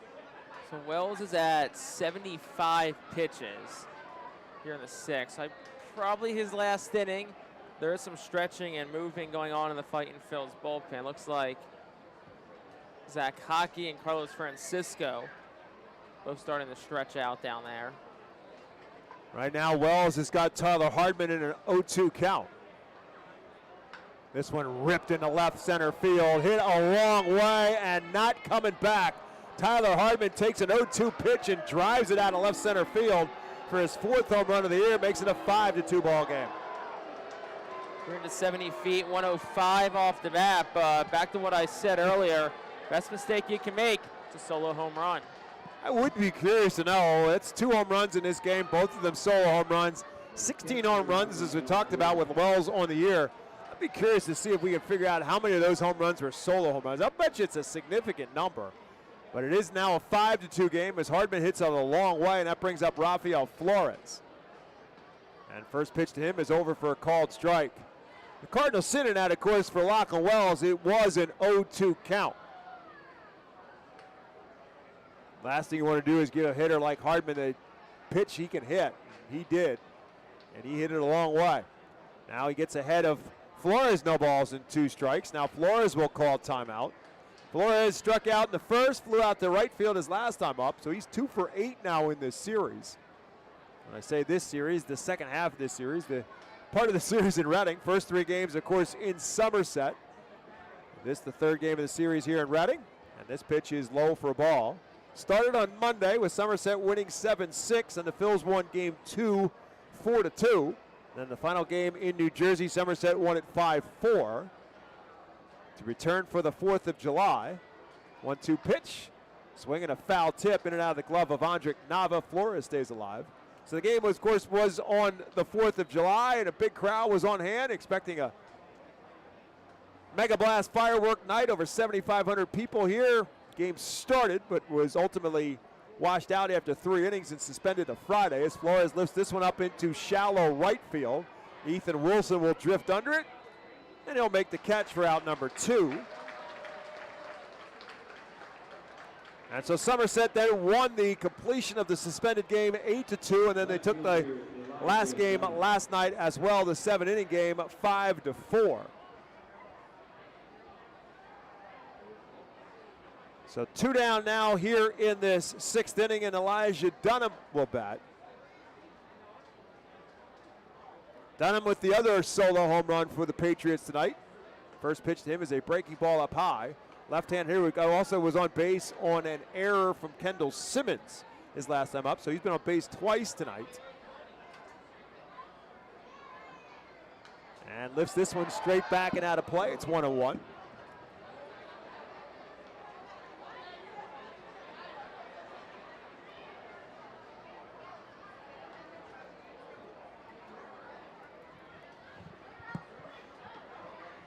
That one's down low. It's 2 balls and 1 strike to Elijah Dunham.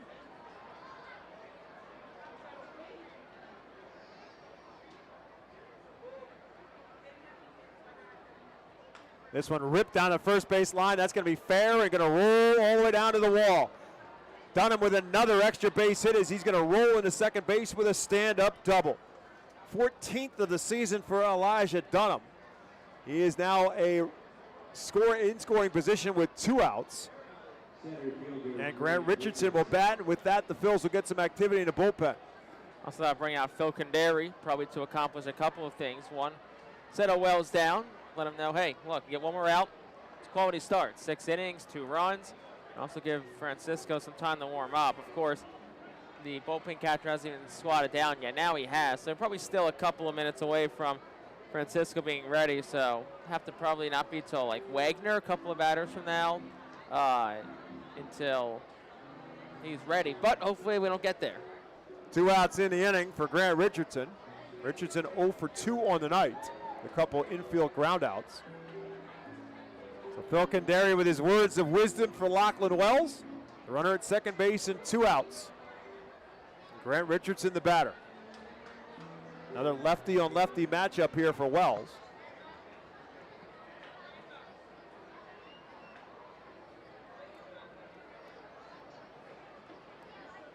Richardson with 4 home runs, 28 RBIs on the year as he stands in.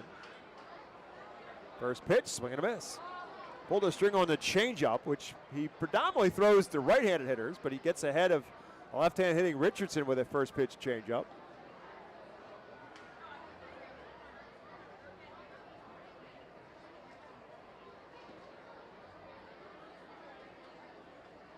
Tries to get him a chase, he does not. 1 ball and 1 strike. Dunham takes his lead off of second. Robert Moore, the shortstop, plays behind him just to try to keep him a little bit closer to the bag. Wells now steps off. So that'll reset the pitch clock. Gives Francisco a little bit more time to continue to get loose in the Phil's bullpen. 1-1 pitch. Foul ball off the in and out of the glove of Nava. It's 1 ball and 2 strikes. Still Danny Watson throwing in the Somerset bullpen, so looks like he will enter for the bottom of the 6th, and Brock Selvage's day is most likely done.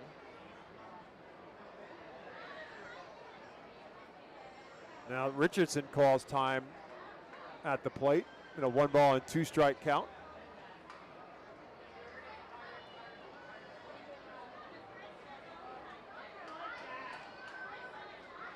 Wells' 1-2 pitch. Swing and a miss, strike 3, and that will do it for the Patriots in the 6th.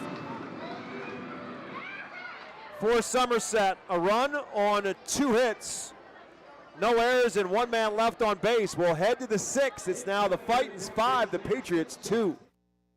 When you drive a vehicle so reliable it's backed by a 10-year, 100,000-mile limited warranty, you stop thinking about what you can't do and start doing what you never thought possible. Visit your local Kia dealer today to see what you're capable of in a vehicle that inspires confidence around every corner. Kia, movement that inspires. Call 800-333-4KIA for details. Always drive safely. Limited inventory available. Warranties include 10-year 100,000-mile powertrain and 5-year 60,000-mile basic. Warranties are limited. See retailer for details. Briganti Wines offers a great selection of wines in New Jersey and eastern Pennsylvania. Headquartered in South Jersey and sourced from Italy's Abruzzo region, Briganti Wines is ran by former Fightin Phil's great and big leaguer Mike Costanzo. They are committed to quality, authenticity, and sustainability, attracting a loyal following of customers. Get Briganti Wines at select local Acme stores. Visit brigantiwines.com to learn more.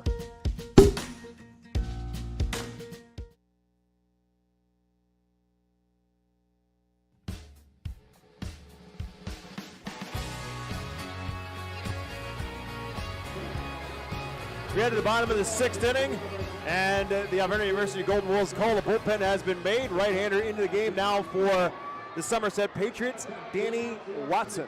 13th appearance for Watson, 1-2, a 10.64 ERA, 13 earned runs across 11 innings pitched, 17 hits allowed, 6 walks, 7 strikeouts, 354 opponents are hitting against him. Baron Radcliffe will lead it off.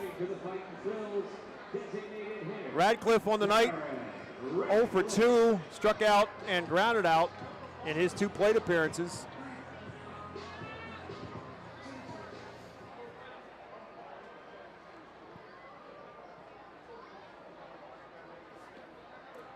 So the first pitch to the left-hander, swing and a miss. Brock Selvage, 5 innings, 9 hits, 5 runs all earned, a walk and 3 strikeouts.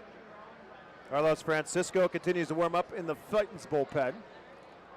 As Watson delivers his 0-1 pitch, beats it foul. It's 0-2 now to Baron Radcliffe, to be followed by Andrik Nava and Marcus Lee Sang. That's 8, 9, and 1 in the Fightin's batting order. 9 hits allowed, matched the season high for Selvage. Also allowed 9 in 4 2/3 against Erie back on June the 20th. So Watson now ahead, no balls and 2 strikes. Right-hander delivers. Over for a called strike 3, and Radcliffe is retired on 3 pitches. One out to bring up the switch hitting catcher Andrik Nava, who will now turn around and bat left-handed for the first time tonight. Bills with 2 switch hitters in their lineup. Robert Moore also a switch hitter for the Fightins. Nava 0 for 2 on the night. Lifts this one into foul territory. Flores off of the mask, can't find it. It's not going to matter. It eventually finds its way into the seats.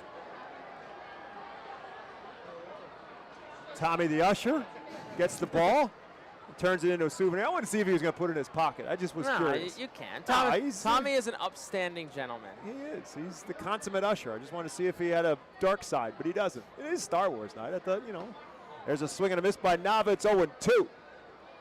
Now, he's the usher pretty much right at the portal where we walk in and out every night, so always have a chance to catch up with him every night. Don't know his last name, but know his name is Tommy, and he is awesome. No balls and 2 strikes to Nava. Beats this one foul. Talked to him the other night on one of the rain nights, and he had a bag. And I said, "What's all he's got?" He said, "I got a towel in here." He said, "I got a first aid kit if anybody gets hit with a foul ball. I'm ready to go." I mean, I'm like, "You bring that by yourself?" He said, "Yeah, I bring it every night." No balls and 2 strikes to Andrik Nava. Way inside, it's 1-2. Were you a big Star Wars guy growing up? No, not at all. I think I may have seen a movie in pieces once. Well, about like 10 minutes of it here, 10 minutes of it there, 10 minutes of it here.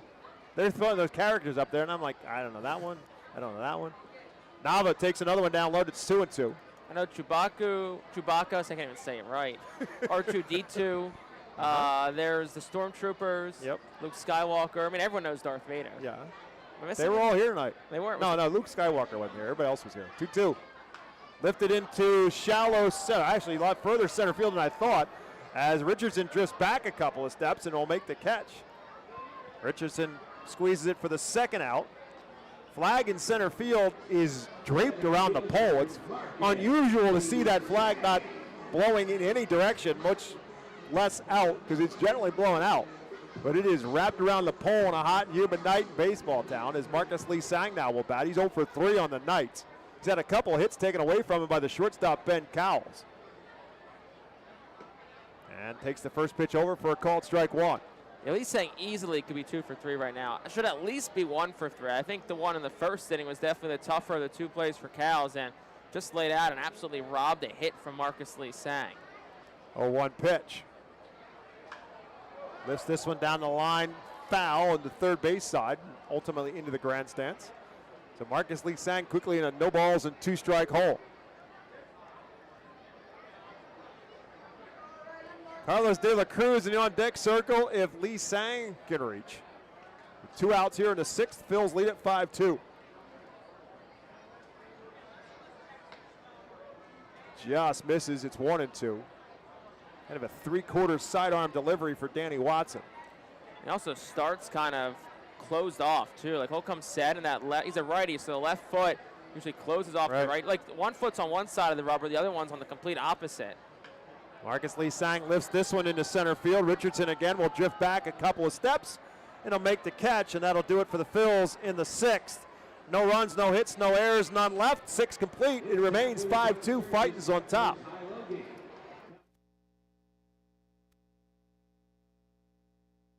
Fans, nothing beats a great day at Golden Oaks Golf Club. Located just minutes from Reading, Golden Oaks is a beautiful, award-winning golf course open to the public with perfect greens, lush fairways, and a course playing for 5 sets of tees.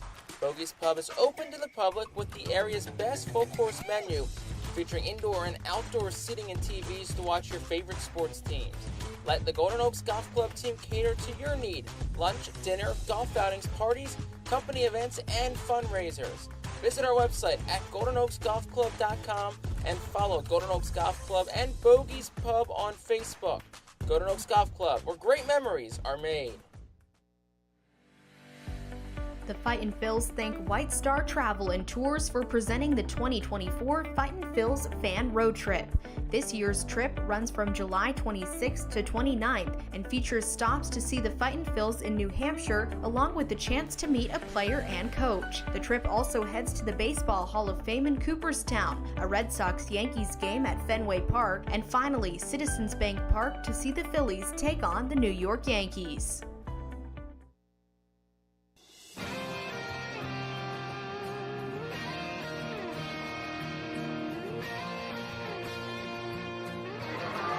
We head to the top half of the 7th inning, and now the Fightin' Phils have made the Auburn University Golden Wolves call the bullpen. They'll bring in their right-hander, Carlos Francisco. Carlos Francisco, 27th appearance. That ties him for the team lead of Tristan Garnett. 3-2 with a 3.82 ERA, 35 1/3 innings pitched, 26 hits, 20 walks, 42 strikeouts, a 195 opponent's batting average. Francisco, he's been quietly really good this year. He will face Anthony Siegler, Jared Wagner, and Max Burt. That's 7, 8, 9 in the Patriot lineup. The Phils on top 5-2. Siegler 0 for 2. A couple of infield groundouts. The first pitch from Francisco is up high for a ball. A couple of things. Answer your question from a couple of innings ago. Ben Rice is the 12th ranked prospect for the Yankees. Also, in Jersey Shore, they were in a delay because the outfield wall broke. What? It broke. Somebody run into it? Run through it? Must have. Pitch to Siegler is a called strike. It's 1-1. That was in Jersey Shore? Wow. Only about a 10-minute delay, all things considered. little duct tape fixes everything. 1 ball and 1 strike to Anthony Siegler. Switch hitter batting left-handed now against Francisco and fouls this one straight back. It's 1-2. This day in Baseball Town presented by our friends at Savage Auto Group. Visit Tim Profit, Savage 61 for all your automotive needs. And my colleague Jake Starr, who puts these notes together, pulls out July the 6th of 2005. And a left-hander made his debut for the Phils in Baseball Town. As the pitch to Siegler is low, it's 2-2. Gentlemen you may have heard of, his name was Cole Hamels. It's his long-anticipated Baseball Town debut against Akron. The Phils will face Akron for the first time on Tuesday here in Reading. Hamels not so hot the first debut here in Reading as Francisco comes to the 2-2 pitch. That's also low. It's 3-2. Hit a wild pitch, a run, an earned run, hit a batter, and a walk. Settles down ultimately. He finishes with 5 hits given up, 3 runs, 2 of them earned, and he does strike out 6 in 6 innings in his baseball down debut for Cole Hamels.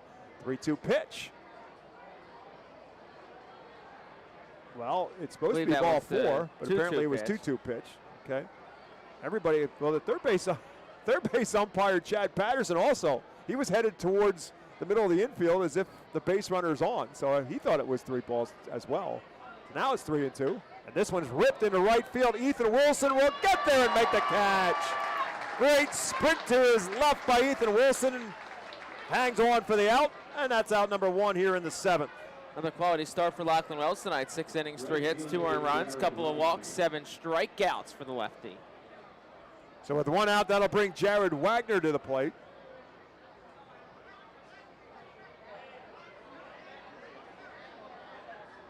Wagner 0 for 2 with a strikeout and a ground out. His 2 plate appearance against Wells. This one hit into left field for a base hit. Just out of the reach of Otto Kemp, the third baseman. Base hit for Wagner comes with 1 out here in the 7th. And the 4th hit of the game for the Patriots. 5th quality start for Lachlan Wells. 2nd in his last 3. Of course, quality start, 6 innings, 3 runs or less. Max Burt now is the batter. Burt 0 for 2 on the night. 1 hit in the series. It was a 2-run home run.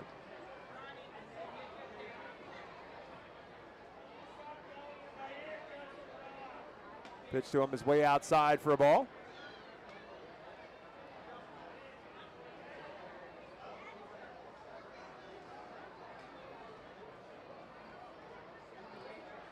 Wagner takes a late lead at first.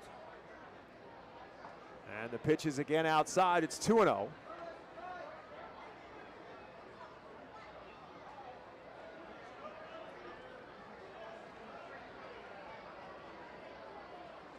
Francisco from the stretch.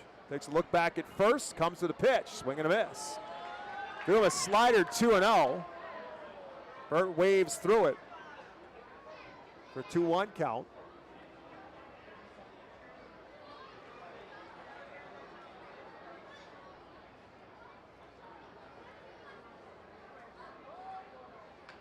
This one beats it fouled on the third baseline. Raul Dominguez, the third base coach and manager for the Patriots, will turn this one into a souvenir. Some activity again in the Somerset bullpen after Danny Watson pitched a incident-free 6th inning. Max Burt, 2 balls and 2 strikes, the right-handed hitter, the 9-hole hitter. The runner at first and 1 out. This one lifted fouled on the first baseline.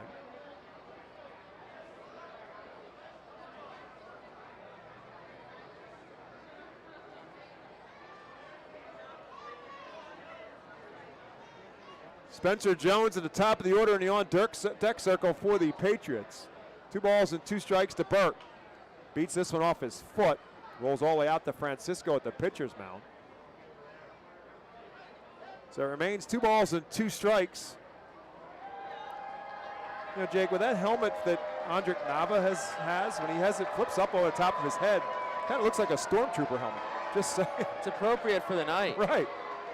Just realized that as he just flipped it up backwards, and we're going to look at it. It's 2-2 now. Swing and a miss. Nava holds on to the foul tip, and so that's a strikeout, 2 down. Nice job by Francisco after that single. So that does now flip the lineup around for Spencer Jones.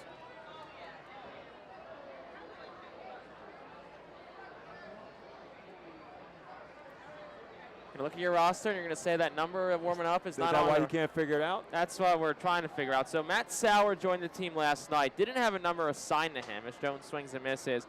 There was a 6 in his locker today, so that's what's on the roster for him. But there's a 33 out there now, so I believe that could be Sauer, but doing some digging right now.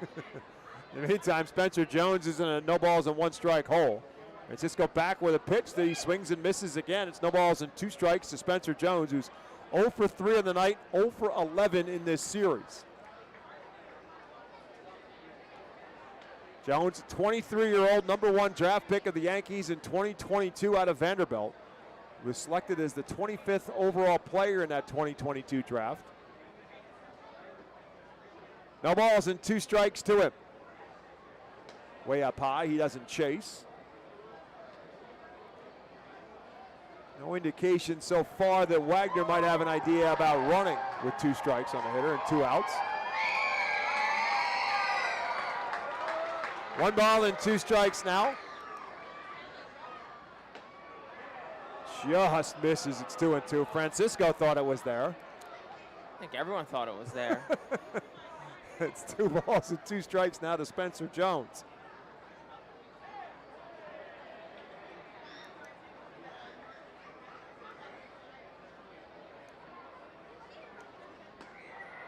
That's there for a called strike 3. Spencer Jones knew it. He was already headed to the dugout.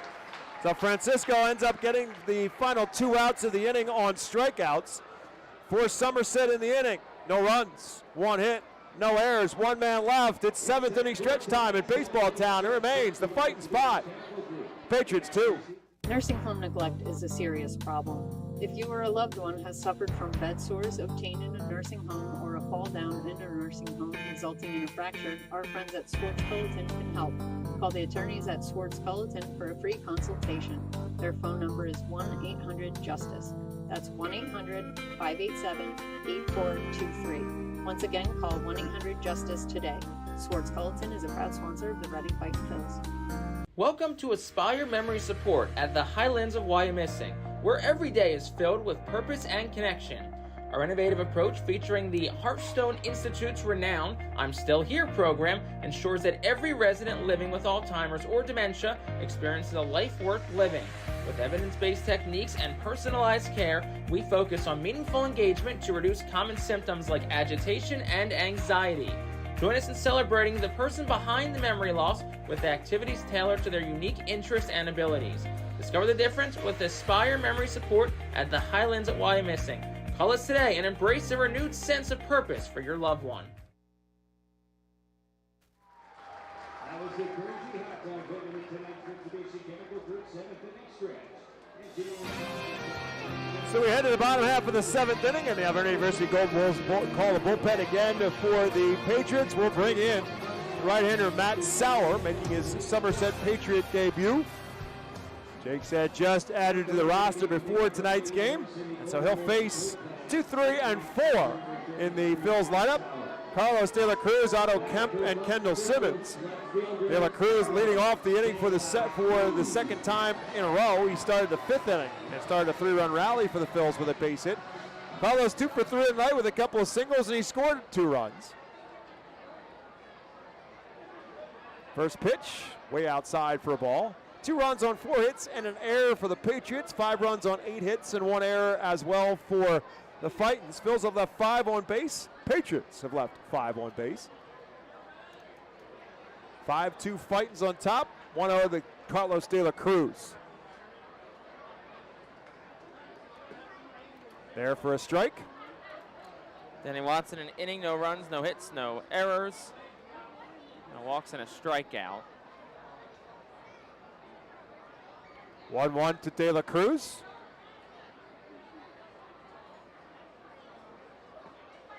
Misses low and away. It's 2-1. So Sauer was spent last year with the Yankees organization. Was the number 2 pick in the Rule 5 draft by the Royals back in December. They converted him from a starter to a reliever for the first time in his career. Made his debut on March 31st of this year. 14 games, 7.71 ERA, 9 strikeouts, 11 walks over 16 1/3 innings pitched with Kansas City. 2-1 pitch. Swing and a miss. He was then returned to the Yankees on May the 26th in Scranton Wilkes-Barre. Made 10 appearances, 1 start, 1-2, a 16.20 ERA before being transferred to Somerset yesterday. So he's got Carlos De La Cruz now in a 2-ball and 2-strike count, leading off the bottom of the 7th. De La Cruz fouls this one down the first base side, not a play. Great crowd on hand, waiting for a Mega Blast fireworks. They've seen a good one so far. Phils have had a couple of Mega Blasts themselves, one from Kendall Simmons and one from Josh Bro. Part of their 5-run outburst so far in this one. 2 balls and 2 strikes to De La Cruz. Drives this one to left center field. Back goes Richardson, back to the track, and he'll make the catch right in front of the fence in left center field. Well, about as deep as Carlos could have hit it. It says 338 feet. I'm not buying that was 338. It was definitely probably a little bit deeper, but it was a fastball pretty much middle, and Carlos maybe a little bit in towards the hands, a little off the barrel, but ultimately a nice play by Richardson. So that'll bring up Otto Kemp, get a base hit and an RBI his last time up, his 17th RBI of the season since his call up from Jersey Shore. 1 for 3 on the night. First pitch to him. He's in the dirt for a ball. Kemp called up from Jersey Shore on June the 11th. Has been pretty much a fixture every day in the lineup at third base. Batting in the 3-hole in tonight's game, with both Ricketts and Taylor getting the night off against a left-handed starter in Brock Selvage. As this one is over for a called strike, it's 1-1. Sauer, the third pitcher of the night for the Patriots after Selvage gave way to Danny Watson, as Jake said, in the 6th. Sauer here in the 7th. 1-1 to Kemp. And that's there for a called strike 2. 1 ball and 2 strikes. Don't think Kemp would agree. He'll call time. It's in a 1-2 hole.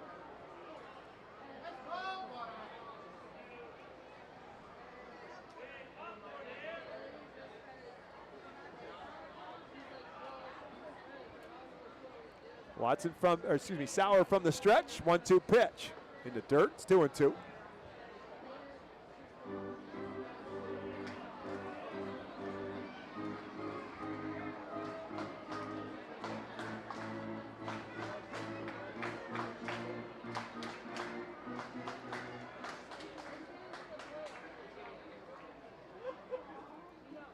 Sauer, long time between pitches. 2 balls and 2 strikes. Big cut, fouls it straight back. It stays 2 balls and 2 strikes.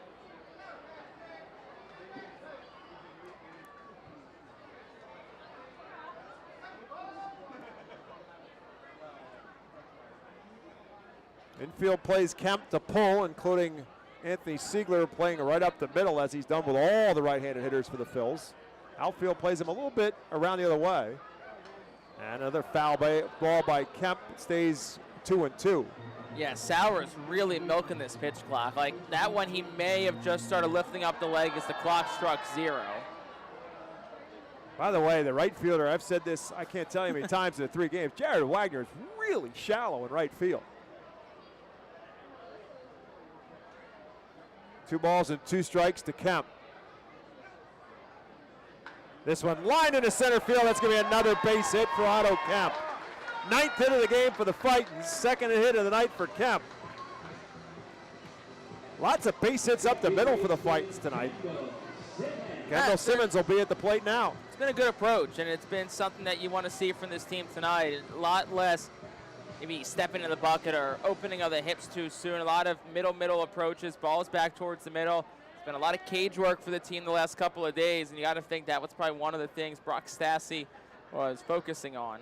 So here's Simmons, who's got a couple hits, including a solo home run back in the 2nd. Swings at the first pitch and fouls it down the first baseline and out of play. Solo home run is 8th, his 24th RBI of the season. He also has a base hit and ground out to 2nd, so 2 for 3 on the night as he stands in with a runner at first base and 1 out. Bottom half of the 7th inning. Another huge crowd here in Baseball Town watching the Fightin' Phils on top 5-2 and looking for some more. Up high, it's 1-1.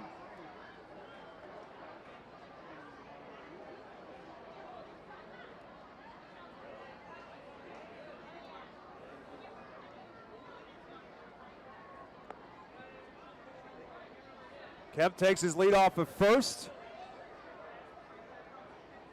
Again, Sauer just gets it off before the pitch clock hits 0 and misses outside. It's 2-1.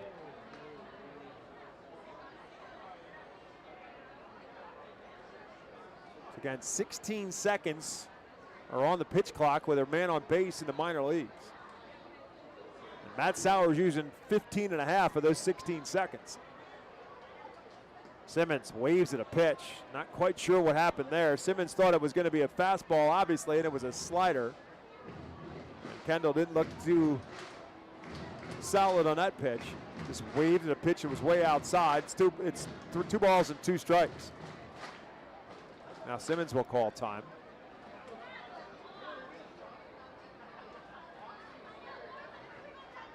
Josh Bro in the on-deck circle for the Fightins. 2 balls and 2 strikes to Kendall Simmons.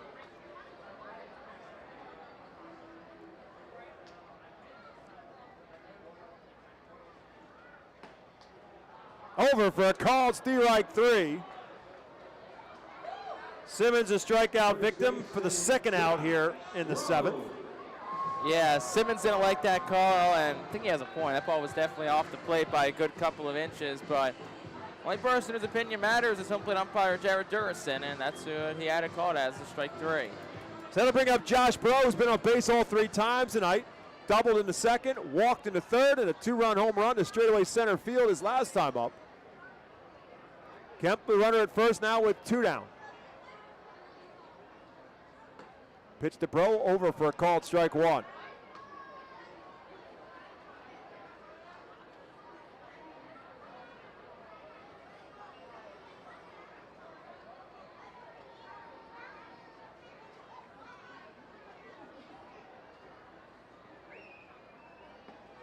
And there again, it's quickly no balls and 2 strikes to Bro. Bro arguing, but that's a pretty good pitch.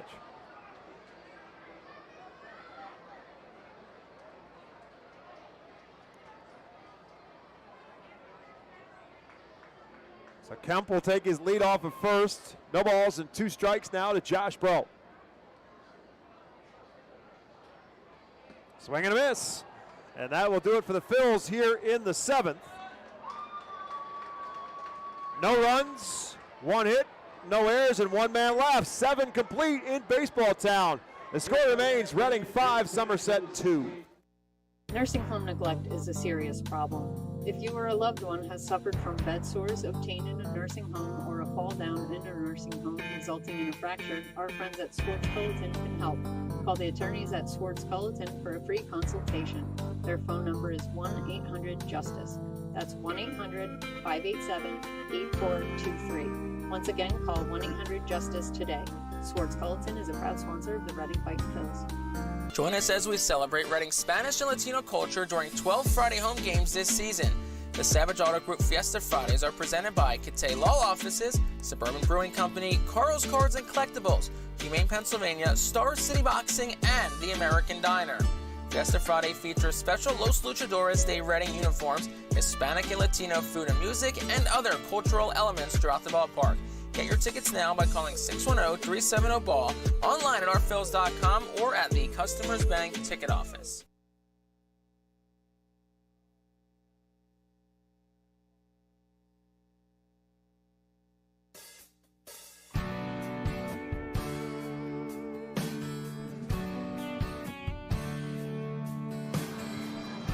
We head to the top half of the 8th inning. The Fightin' Phils on top 5-2, and turn things back over to my play-by-play partner, Jake Starr, with a call. Thank you very much, Bob. It's the top half of the 8th inning. 5-2 our score, and Carlos Francisco remains in the game. He'll get 2, 3, 4 of the lineup for the Somerset Patriots. Ben Cowles will lead things off for Somerset. So second inning of work for Francisco. Some fireworks out in the distance. Wow. People are trying to beat the Mega Blast. Jump the shark. So Good luck with that. Will dig in from the right side. First pitch swung on. Hit in the air out towards center. Not too deep. Lee Sang, couple of steps to his left into the gap. Makes the catch. Out 1. So 1 pitch, 1 out for Carlos Francisco. And that'll bring Tyler Hardman to the plate. Good start, obviously, for the inning for Francisco. This has been kind of a tipping point for Phil's pitchers of trying to get through a second inning. But again, they've used so many pitchers over the course of the last couple of days and weeks that they're just at a point where they're trying to get some of their relievers to give them a second inning of work, but it oftentimes has kind of shot them in the foot. Next pitch swung on, ground ball short. Deep in the hole, Moore slides, and it skitters underneath his glove into left field. That should be a base hit. Surprised to see Hardman swinging at the first pitch regardless. Hit it hard, 96 off the bat, and it's a one-out single for him. I don't know if Moore comes up with that ball, even if he gets Hardman. He had to slide on one knee to get it and try to flip it into his bare hand all at the same time, knowing full well that he had to try to get something on the throw, but that's obviously a base hit for Hardman. He's on base all 4 times tonight. So that'll bring Rafael Flores to the plate, who swings at the first pitch also and hits it in the air out towards right. Ethan Wilson to his right a couple of steps, makes the catch. That's out number 2. Must have an early plane. Well, I was going to say, Somerset's got a bus to take. They go back tonight, and I guess they want to get an earlier start to their off day than they would have. Apparently so. 3 pitches so far in this inning for Francisco. He's got 2 outs. I think Dunham swings the first pitch. If it were me, he certainly would be. If I were Raul Dominguez and he did, he wouldn't be on the bus. But now, yeah, I wouldn't be surprised. So it's 2 outs for Dunham, and Hardman gets the lead off first. Here's the pitch, and he swings at it, and it's a ground ball. Hits off Taylor, then hits off the umpire. Simmons fields it, and they got him. What a play. Are you kidding me? That had double down the line all over it. It hit off Taylor, hit off the first base umpires at Enik Zedek, and then it went to Simmons, who flipped the first in time. How about that? 4 batters, 4 pitches swung at, and that is how the inning comes to an end. No runs on a hit, no errors, 1 left. We'll go to the bottom of the 8th. 5-2 our score. Fightin's on top. ROG Orthodontics is the proud official partner of the ROG Orthodontics Fightin' Phil's Kids Club. Join today at Fightins.com to get your free ROG Orthodontics Kids Club t-shirt, and visit FantasticSmiles.com for more information on why ROG Orthodontics is voted #1 in Berks and Monco. ROG Orthodontics and the Fightin' Phils, 2 great hometown partners. Are you looking for a reliable food distributor to meet all your culinary needs? Look no further than our trusted team at Feaser's Food Distributors. For over 120 years, our products have been sourced from the best farms and suppliers, ensuring that you get the best ingredients for your restaurant or organization.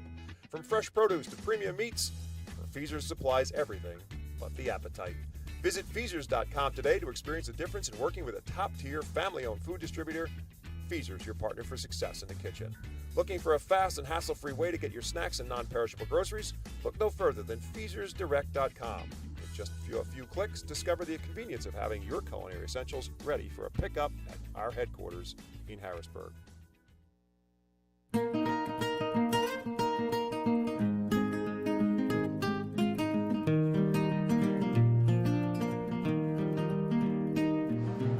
Bottom of the 8th inning, 5-2 our score. Let's take a look at our Fightin' Phil's team leaders, presented by OPS Security Group. Join the winning team at OPS Security Group. Protecting communities starts with you. Visit OPSSecurityGroup.com to apply. Let's go our Phil's leader in OPS, Otto Kemp. 927. That number took a nice little boost tonight. A couple of hits from Otto Kemp. Well, been a lot of homecomings the last couple of days. Josh Bro in Somerset, and now it's McKinley Moore making his running homecoming tonight.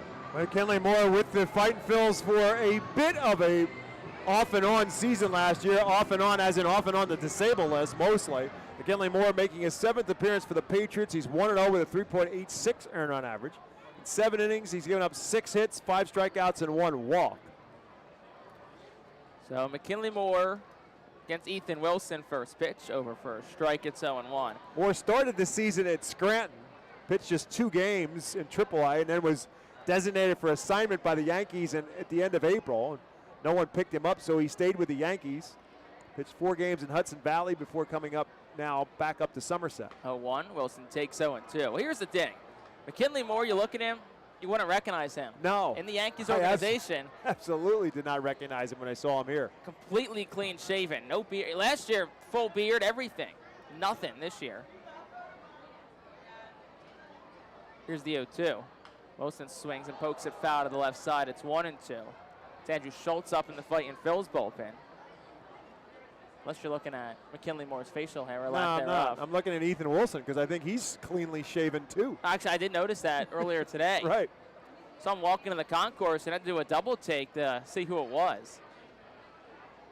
Here's the 0-2. Swung on, ground ball, poked to the left side. Burt fields the third baseman. Nice play by Burt, running away from the first base bag. Makes a strong throw on the money. 5-3 goes to put out for Robert Moore. Well, I'll tell you what, Max Burt, whether he's playing short or playing third, he's made all the plays defensively in this series for Somerset. So now it's the battle of Robert Moore and McKinley Moore. And I have a prediction, one of the Moores will prevail. I can tell you this much, they're not brothers, just based on the fact that one's 6'6" and the other one's 5'9". One's from Leawood, Kansas. The other one's from Keller, Texas. The other one's dad's here. I can tell you he's not his son. Here's the first pitch. It's down 1-0. I did receive reports tonight that McKinley Moore's family is also here. There you go. Maybe Dayton Moore and McKinley Moore's family can connect and start drawing the family tree back and see if there's any connection. Moore is a rather common last name, too. There's also True. Wesley Moore on the IL for the Fightin' Phils. 1-0. Outside 1-1.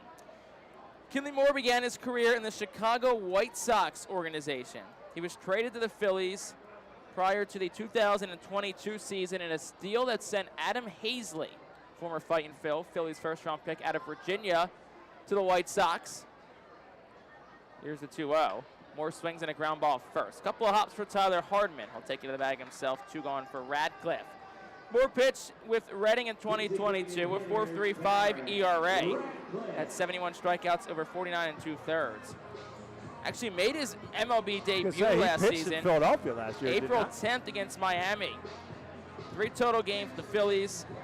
Had a brief stint in Lehigh Valley and then came to Reading. He was pretty good when he pitched, just limited due to injuries. A 1.33 ERA in 20 appearances. And time is called. Ball got away in the bullpen. So let's give it a second there. Phillies then designated Moore for assignment earlier this year and was claimed off waivers by the Yankees and was eventually outrighted and joined AAA Scranton Wilkes-Barre. Pitched Ratcliffe, swings and fouls it back 0-1.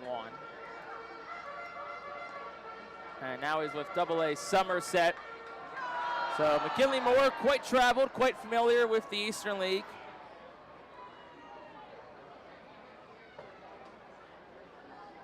Now he faces his former team and his former home. 0-1 is outside for a ball 1-1. I'm sure Josh Bro did the front half of this series. McKinley Moore, saw him talking the other day, I believe on Thursday, the 4th of July, with some former teammates. Some coaches and front office members also came out and said hello to McKinley Moore. Here's the 1-1. That's outside, 2-1. Gets away from the catcher. Flores won't matter. Andrew Schultz throws in the Phil's bullpen. Somerset bullpen quiet, and hopefully no more pitchers needed for Somerset, at least in the bottom of the 9th, because hopefully there is no bottom of the 9th tonight. 2 balls, 1 strike to count to Ratcliffe, who's 0 for 3 today. Pair of strikeouts sandwiched around a ground out. The pitch. Swung on, foul ball straight back, and we were ready, except there's a net there that's protecting us.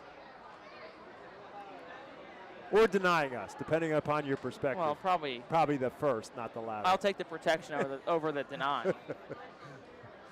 2 balls, 2 strikes, 2 outs to Ratcliffe. Bottom 8. 5-2 our score. Fightin' Phil's on top. McKinley Moore looking for a 1-2-3 frame. The pitch, and he gets it. Swing and a miss. Ratcliffe down for the 3rd time tonight. First strikeout for Moore. And it's a 1-2-3 inning for the former Fightin' Phil in his return to FirstEnergy Stadium. No runs, no hits, no errors, nobody left on base. We'll go to the 9th. It's winning time for the Fightin' Phils. Back after this on the Phils Radio Network. Star City Boxing, located at 1340 Center Avenue Rear in Reading, is a 501c3 nonprofit boxing gym unlike any other. Our goal is to not only help you be fit, but to be the best outlet for our youth and community. We welcome anyone who wants to improve their way of life, be fit, and box competitively or non-competitively. We work with you to reach your goals in and out of the gym. Stop in and meet our stars today. Check us out and follow us on Facebook, Instagram, and Twitter for upcoming events and happenings. Visit our website today at starcityboxing.org for more information on how to join, volunteer with our youth, or support our efforts in the community. Star City Boxing is a proud continued 2024 Phil's Fiesta Friday partner. ROG Orthodontics is the proud official partner of the ROG Orthodontics Fightin' Phil's Kids Club. Join today at Fightins.com to get your free ROG Orthodontics Kids Club t-shirt and visit FantasticSmiles.com for more information on why ROG Orthodontics is voted #1 in Berks and Monco. ROG Orthodontics and the Fightin' Phils, two great hometown partners.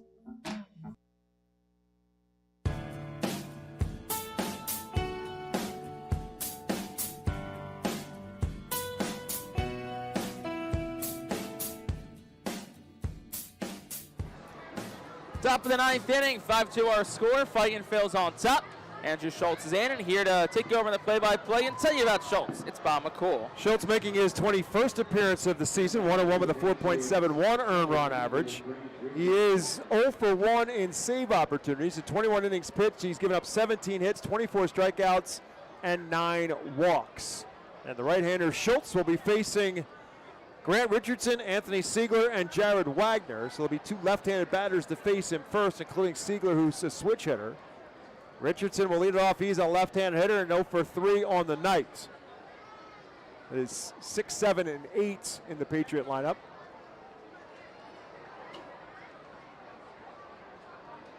First pitch from Andrew Schultz is over for a called strike 1. 2 runs on 5 hits and an error for the Patriots. 5 runs on 9 hits and an error for the Fightins.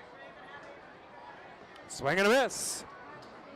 Cutter from Andrew Schultz, and Richardson kind of stepped in the bucket and swung over the top of it. Tonight's attendance at FirstEnergy Stadium, 7,342. Thanks to our friends at PSECU for presenting tonight's attendance. PSECU is proud to be one of the largest credit unions in Pennsylvania.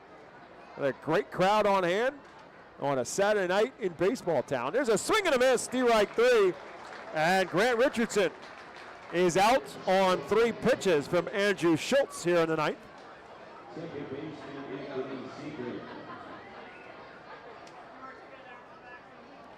Anthony Siegler now bats. He's also 0 for 3 on the night.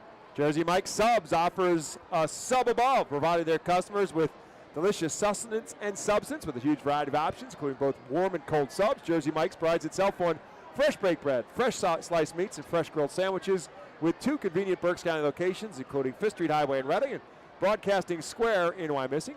Jersey Mike's Subs is your home for flavorful subs with quality local ingredients. Order today at jerseymikes.com. Jersey Mike's Subs, a proud 2024 Fightin' Phil's team feed partner.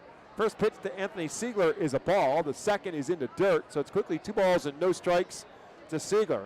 Grounded out twice, flew out to right field in 3 plate appearances. Phil's trying to salvage a second game in this series. Again, they'll be off tomorrow and Tuesday.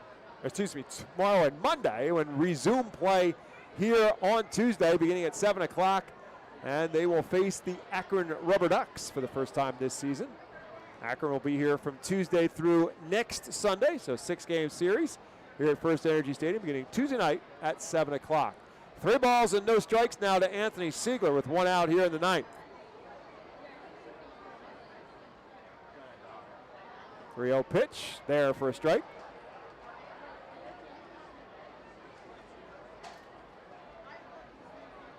Lachlan Wells pitched 6 innings. He's in position to get the win. Solid 7th and 8th inning pitch by Carlos Francisco.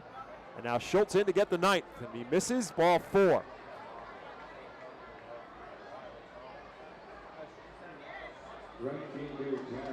Just the 3rd walk surrendered by Phil's pitching tonight.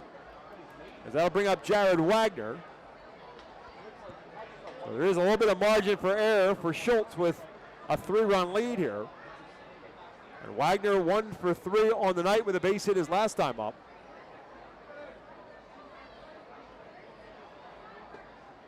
Swing and a miss from the right-hander.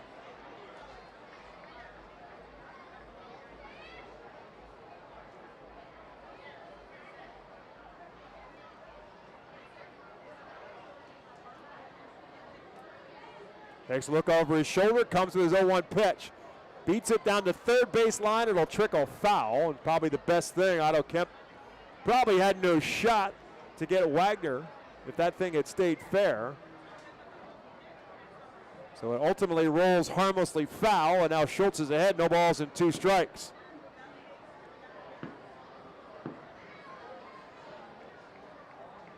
Schultz, the right-hander, native of Georgia, played his college baseball at the University of Tennessee. Drafted by the Phillies in 2019 in the 6th round. Has the hitter in a no balls and 2 strikes count. Hit on a hop. Robert Moore makes the stab. Flips to second for 1. The relay is not in time. Still a well-turned play. Robert Moore, full extension to his left. Take a base hit away. And they got the lead runner at second on the force out as Siegler is retired. Wagner safe at first on the fielder's choice, and it was a bang-bang play at first. So there's 2 outs now, and Max Burt will bat. Burt 0 for 3 of the night with a couple of strikeouts and a ground out to the pitcher. First pitch, low for a ball.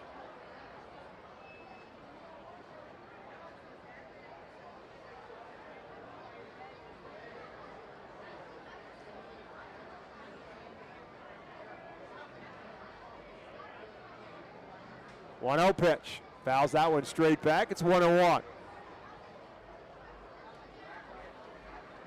Andrick Nava, the catcher, must have taken that off the shoulder. To be honest with you, I didn't even realize that deflected off of him.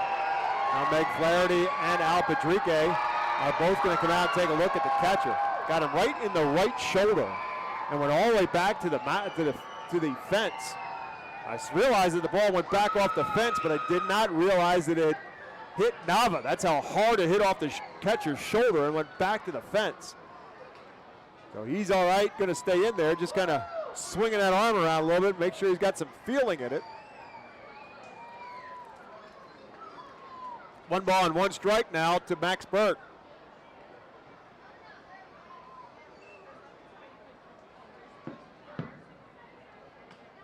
This one fouled on the first base line. It's 1-2. So now the Phils are a strike away. 1 ball, 2 strikes, 2 down. 3-run lead. Andrew Schultz gets himself a little rosin on his right pitching hand. From the stretch, delivers. In the dirt, ball 2.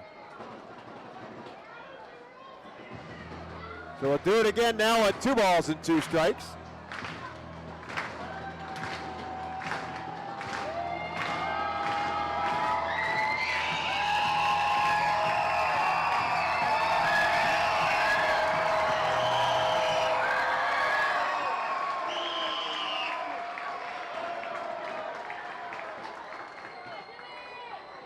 Try to get him with a breaking ball, but it's a little bit high. It's 3-2.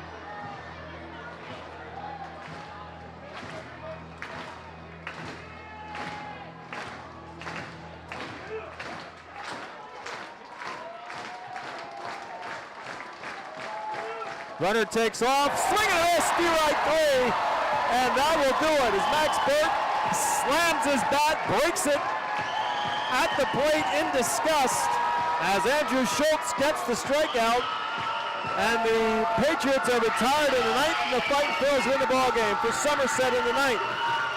No runs, no hits, no errors, and a 1-man left on base. The Fightin Phillies with the win tonight in this series finale by a final score of 5-2. A couple of big home runs in the ball game from Kendall Simmons and Josh Bro. We'll take a break and come back with a recap of the game and the series right after this on the Ready Fight Phils Radio Network.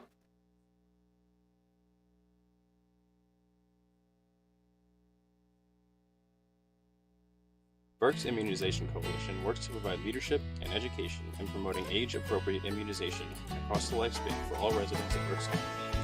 This is a coalition comprised of local physicians, nurse practitioners, school nurses, immunization coordinators, immunization advocates, and pharmaceutical representatives working to encourage continuity of immunization through medical resources. They focus on educating both the community and the providers. For more information, please visit www.immunizepa.org. Click Local Coalitions. Empowering communities one relationship at a time is our commitment at Tompkins. Our customers have thrived thanks to our focus on local lending and their commitment to the customers they serve. They do a great job, everything for us from our banking, our insurance, to our wealth management. Tompkins has always been there for us. We see a long relationship with Tompkins. They're good people. Tompkins, banking, insurance, wealth. Member FDIC Equal Housing Lender. Investment and insurance products are not FDIC insured, not bank guaranteed, and may lose value.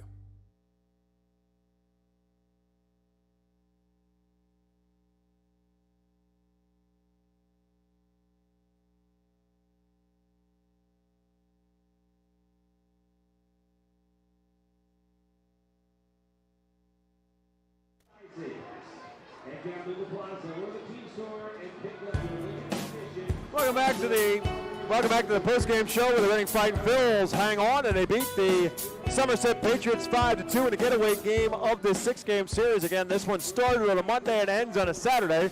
A little bit of a different look for the way things have been played here in minor league baseball over the course of the last couple of years. But again, that was with the 4th of July holiday mixed in. So the Phils end up getting game 2 of this series and ultimately game 6 of this series against Somerset, who is in first place in the Northeast Division of the Eastern League. And here's how this game unfolded in a matchup of left-handers. Brock Selvage getting the start for Somerset, Lachlan Wells getting the start for the Fightin' Phils. And it was the Patriots who struck first in the top half of the second inning. Elijah Dunham, who had the ultimate grand slam last night and what turned out to be the winning blow in that 5-4 win last night in the 7-inning game. Elijah Dunham with that grand slam.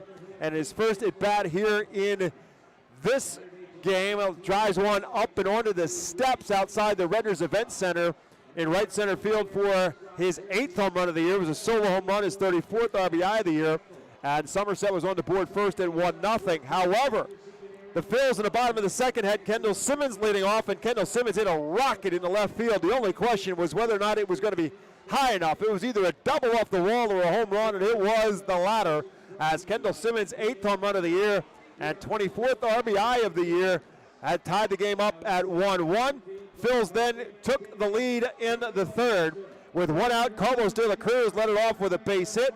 Otto Kemp then flew out to right field. Kendall Simmons then singled. And then Josh Brill walked to load the bases. Ethan Wilson was then hit by a pitch, which brought in De La Cruz, gave Wilson his 14th RBI of the season. And with that, the Phils had the lead for the first time at 2-1. And then they added on to it in the 5th. De La Cruz was in the middle of it again as he got a leadoff base hit. Otto Kemp then, after De La Cruz stole second base, Otto Kemp then singled into center field. De La Cruz scored. Center fielder Grant Richardson bobbled it, that allowed Kemp to go to second base. After Kendall Simmons grounded out, Josh Breaux stepped to the plate, and Breaux, who was released earlier this season by the New York Yankees organization, stepped up against his former teammates and drove one out to the veranda in center field for a 2-run home run, his second home run since being signed by the Phillies. This 2-run home run gives him 5 RBIs on the year. So Breaux with 2 hits, now 3 hits in a Phil's uniform, and 2 home runs and 5 RBIs in the process. And with that 2-run home run, the Phils' lead had grown to 5-1. Somerset got one back in the 6th inning. It was another home run. This one a solo home run for Tyler Hartman. It was on base all 4 times. So the only runs given up by the Phils pitching tonight came on a couple of home runs. Lachlan Wells was outstanding again. 6 innings, gives up 3 hits, 2 runs, the 2 solo home runs. That's it. 2 walks and 7 strikeouts. He'll get the win. He's now 4-5. Brock Selvage takes the loss. He is 7-6. Andrew Schultz gets his first save of the season. And the time of the game, 2 hours and 30 minutes. Played in front of 7,342 watching baseball here in Baseball Town. So that will do it for this series. Don't forget, Fightin' Phils have tomorrow, Sunday off, and Monday off as well.